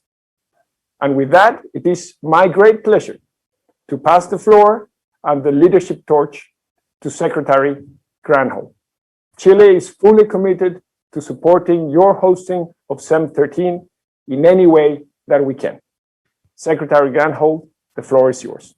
Thank you, Minister Joubert, and I'm happy to receive the torch, and thank you to your team for successfully convening us all in this completely virtual format. The pressure is certainly on for the United States when we host you all at SEM13 in 2022 for really a homecoming of sorts, because this group met for the very first time 12 years ago in Washington, brought together by one of my predecessors, Stephen Chu. And Secretary Chu's hope in working with your countries to create the SEM was that energy ministers from around the world would embrace a real stake in the global effort to tackle climate change. And as the obvious ambitious ideas and actions laid out in this week's discussion make clear, that hope was very well founded. We've heard such, as Minister Joubert said, we've heard all of these impressive commitments to launch or expand bold efforts within all of our borders. At the same time, I think we all articulated clear understanding of the need for collaboration. And so I believe we are primed to take great strides forward and achieve these increased ambitions over the course of SEM 3.0, but we just know, and not to be Pollyanna-ish, that this work is not going to be easy. We all know it. But this SEM has given us the framework for moving from ambition to action. So Let us embrace it. Let's define these bottom-up member-led targets for each of our SEM work streams so that we all have the tools necessary to reach the net zero goals, not just decarbonized electricity and electric vehicles, but clean hydrogen, carbon capture, utilization and storage, biofuels, and more. And let's get to work building those tools together. Let's give each other confidence in our commitments so we can go forward faster toward a global climate agenda that grows bigger and bolder with each achievement we notch. As we all set out to tackle the goals we shared this week, I want to emphasize once again that the United States Department of Energy stands ready to help. In that first meeting 12 years ago, few would have imagined that today solar and wind energy would be cheaper than fossil fuels in so many parts of the world. Few people would have predicted virtually every major automaker in the world would be offering all electric vehicles by the middle of this decade. Few would have predicted that shareholders would force some of the world's biggest oil and gas companies to get serious about net zero. But the pace of progress in clean energy shocked the world, thanks in part to the efforts made through SEM. And I don't know about you, but I look forward to shocking the world once more. And I especially look forward to welcoming you to the United States for next year's SEM 13. And until then, my thanks again to Minister Jobert and to all of you for this remarkable SEM 12.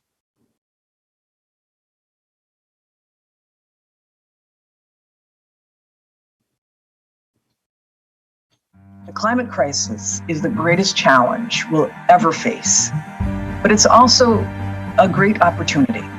Through fearless technological innovation, ambitious clean energy deployment, constructive international collaboration, we can build a net zero carbon economy that creates millions of jobs and lifts our citizens into greater prosperity. And that is why I'm thrilled to invite you to join us for the 13th Clean Energy Ministerial and the 7th Mission Innovation Ministerial next year. We are so excited to host these events in the United States for the third time, and once again, demonstrate our renewed commitment to raising our ambitions for climate action. Within these past few months, the United States has set really big goals to cut our greenhouse gas emissions 50% by 2030, to shift to 100% clean electricity by 2035, to reach net zero emissions by 2050. And all across the Department of Energy and our 17 national laboratories, we are all in on generating good-paying jobs and investing in marginalized communities. So I look forward to sharing our progress following the first year of MI 2.0 and CEM SEM 3.0 and working with you to map out a path to even bolder, faster action. We face a daunting task and the stakes are as high as they can go. But I am confident that together we can unlock the technologies that we need to cut emissions, to conquer climate change, and to create for our children and our grandchildren a better and fairer and cleaner future. So let's get to work. I'll see you in 2022.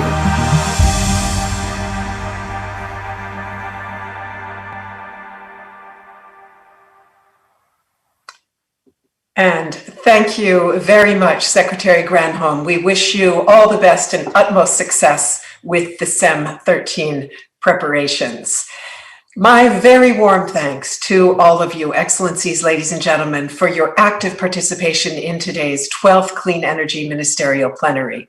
From many places, stated in many ways and demonstrated in many forms, we have heard loud and clear that you are committed to clean energy transitions, that you're committed to international clean energy collaboration, and you're committed to using the SEM as your platform for making this a reality. The Clean Energy Ministerial must continue to foster and bolster an inclusive, supportive clean energy community worldwide that is linked by its dedication to acting on all those commitments and to supercharging clean energy deployment in this decisive decade. The CEM now has 21 work streams that seek to do exactly that, as you know, a massive program of positive clean energy action to build on in many different venues and fora, from the UN high-level dialogue on energy to COP26, to SEM13 in the US, to SEM14 in India, and beyond. This ministerial represents a meeting that culminated a packed week of clean energy events and commitments. On behalf of our hosts and the whole of SEM, I want to thank all members and observers, as well as valued partners, for your participation in that and for what you're doing throughout the year to accelerate clean energy transitions. Please keep up the great work, everyone. Many thanks and congratulations, most especially to SEM host Chile. Minister Jobé, it's been an honor and a pleasure to moderate this gathering. And with that, let me close the meeting and leave you with the SEM 12 Ministerial Plenary Family Photo. To everyone who wishes to be part of the photo, if you haven't done so already, please switch on your cameras, and thank you very much. I hope our paths will cross again, dear Excellencies, ladies and gentlemen. Until then, stay healthy and goodbye.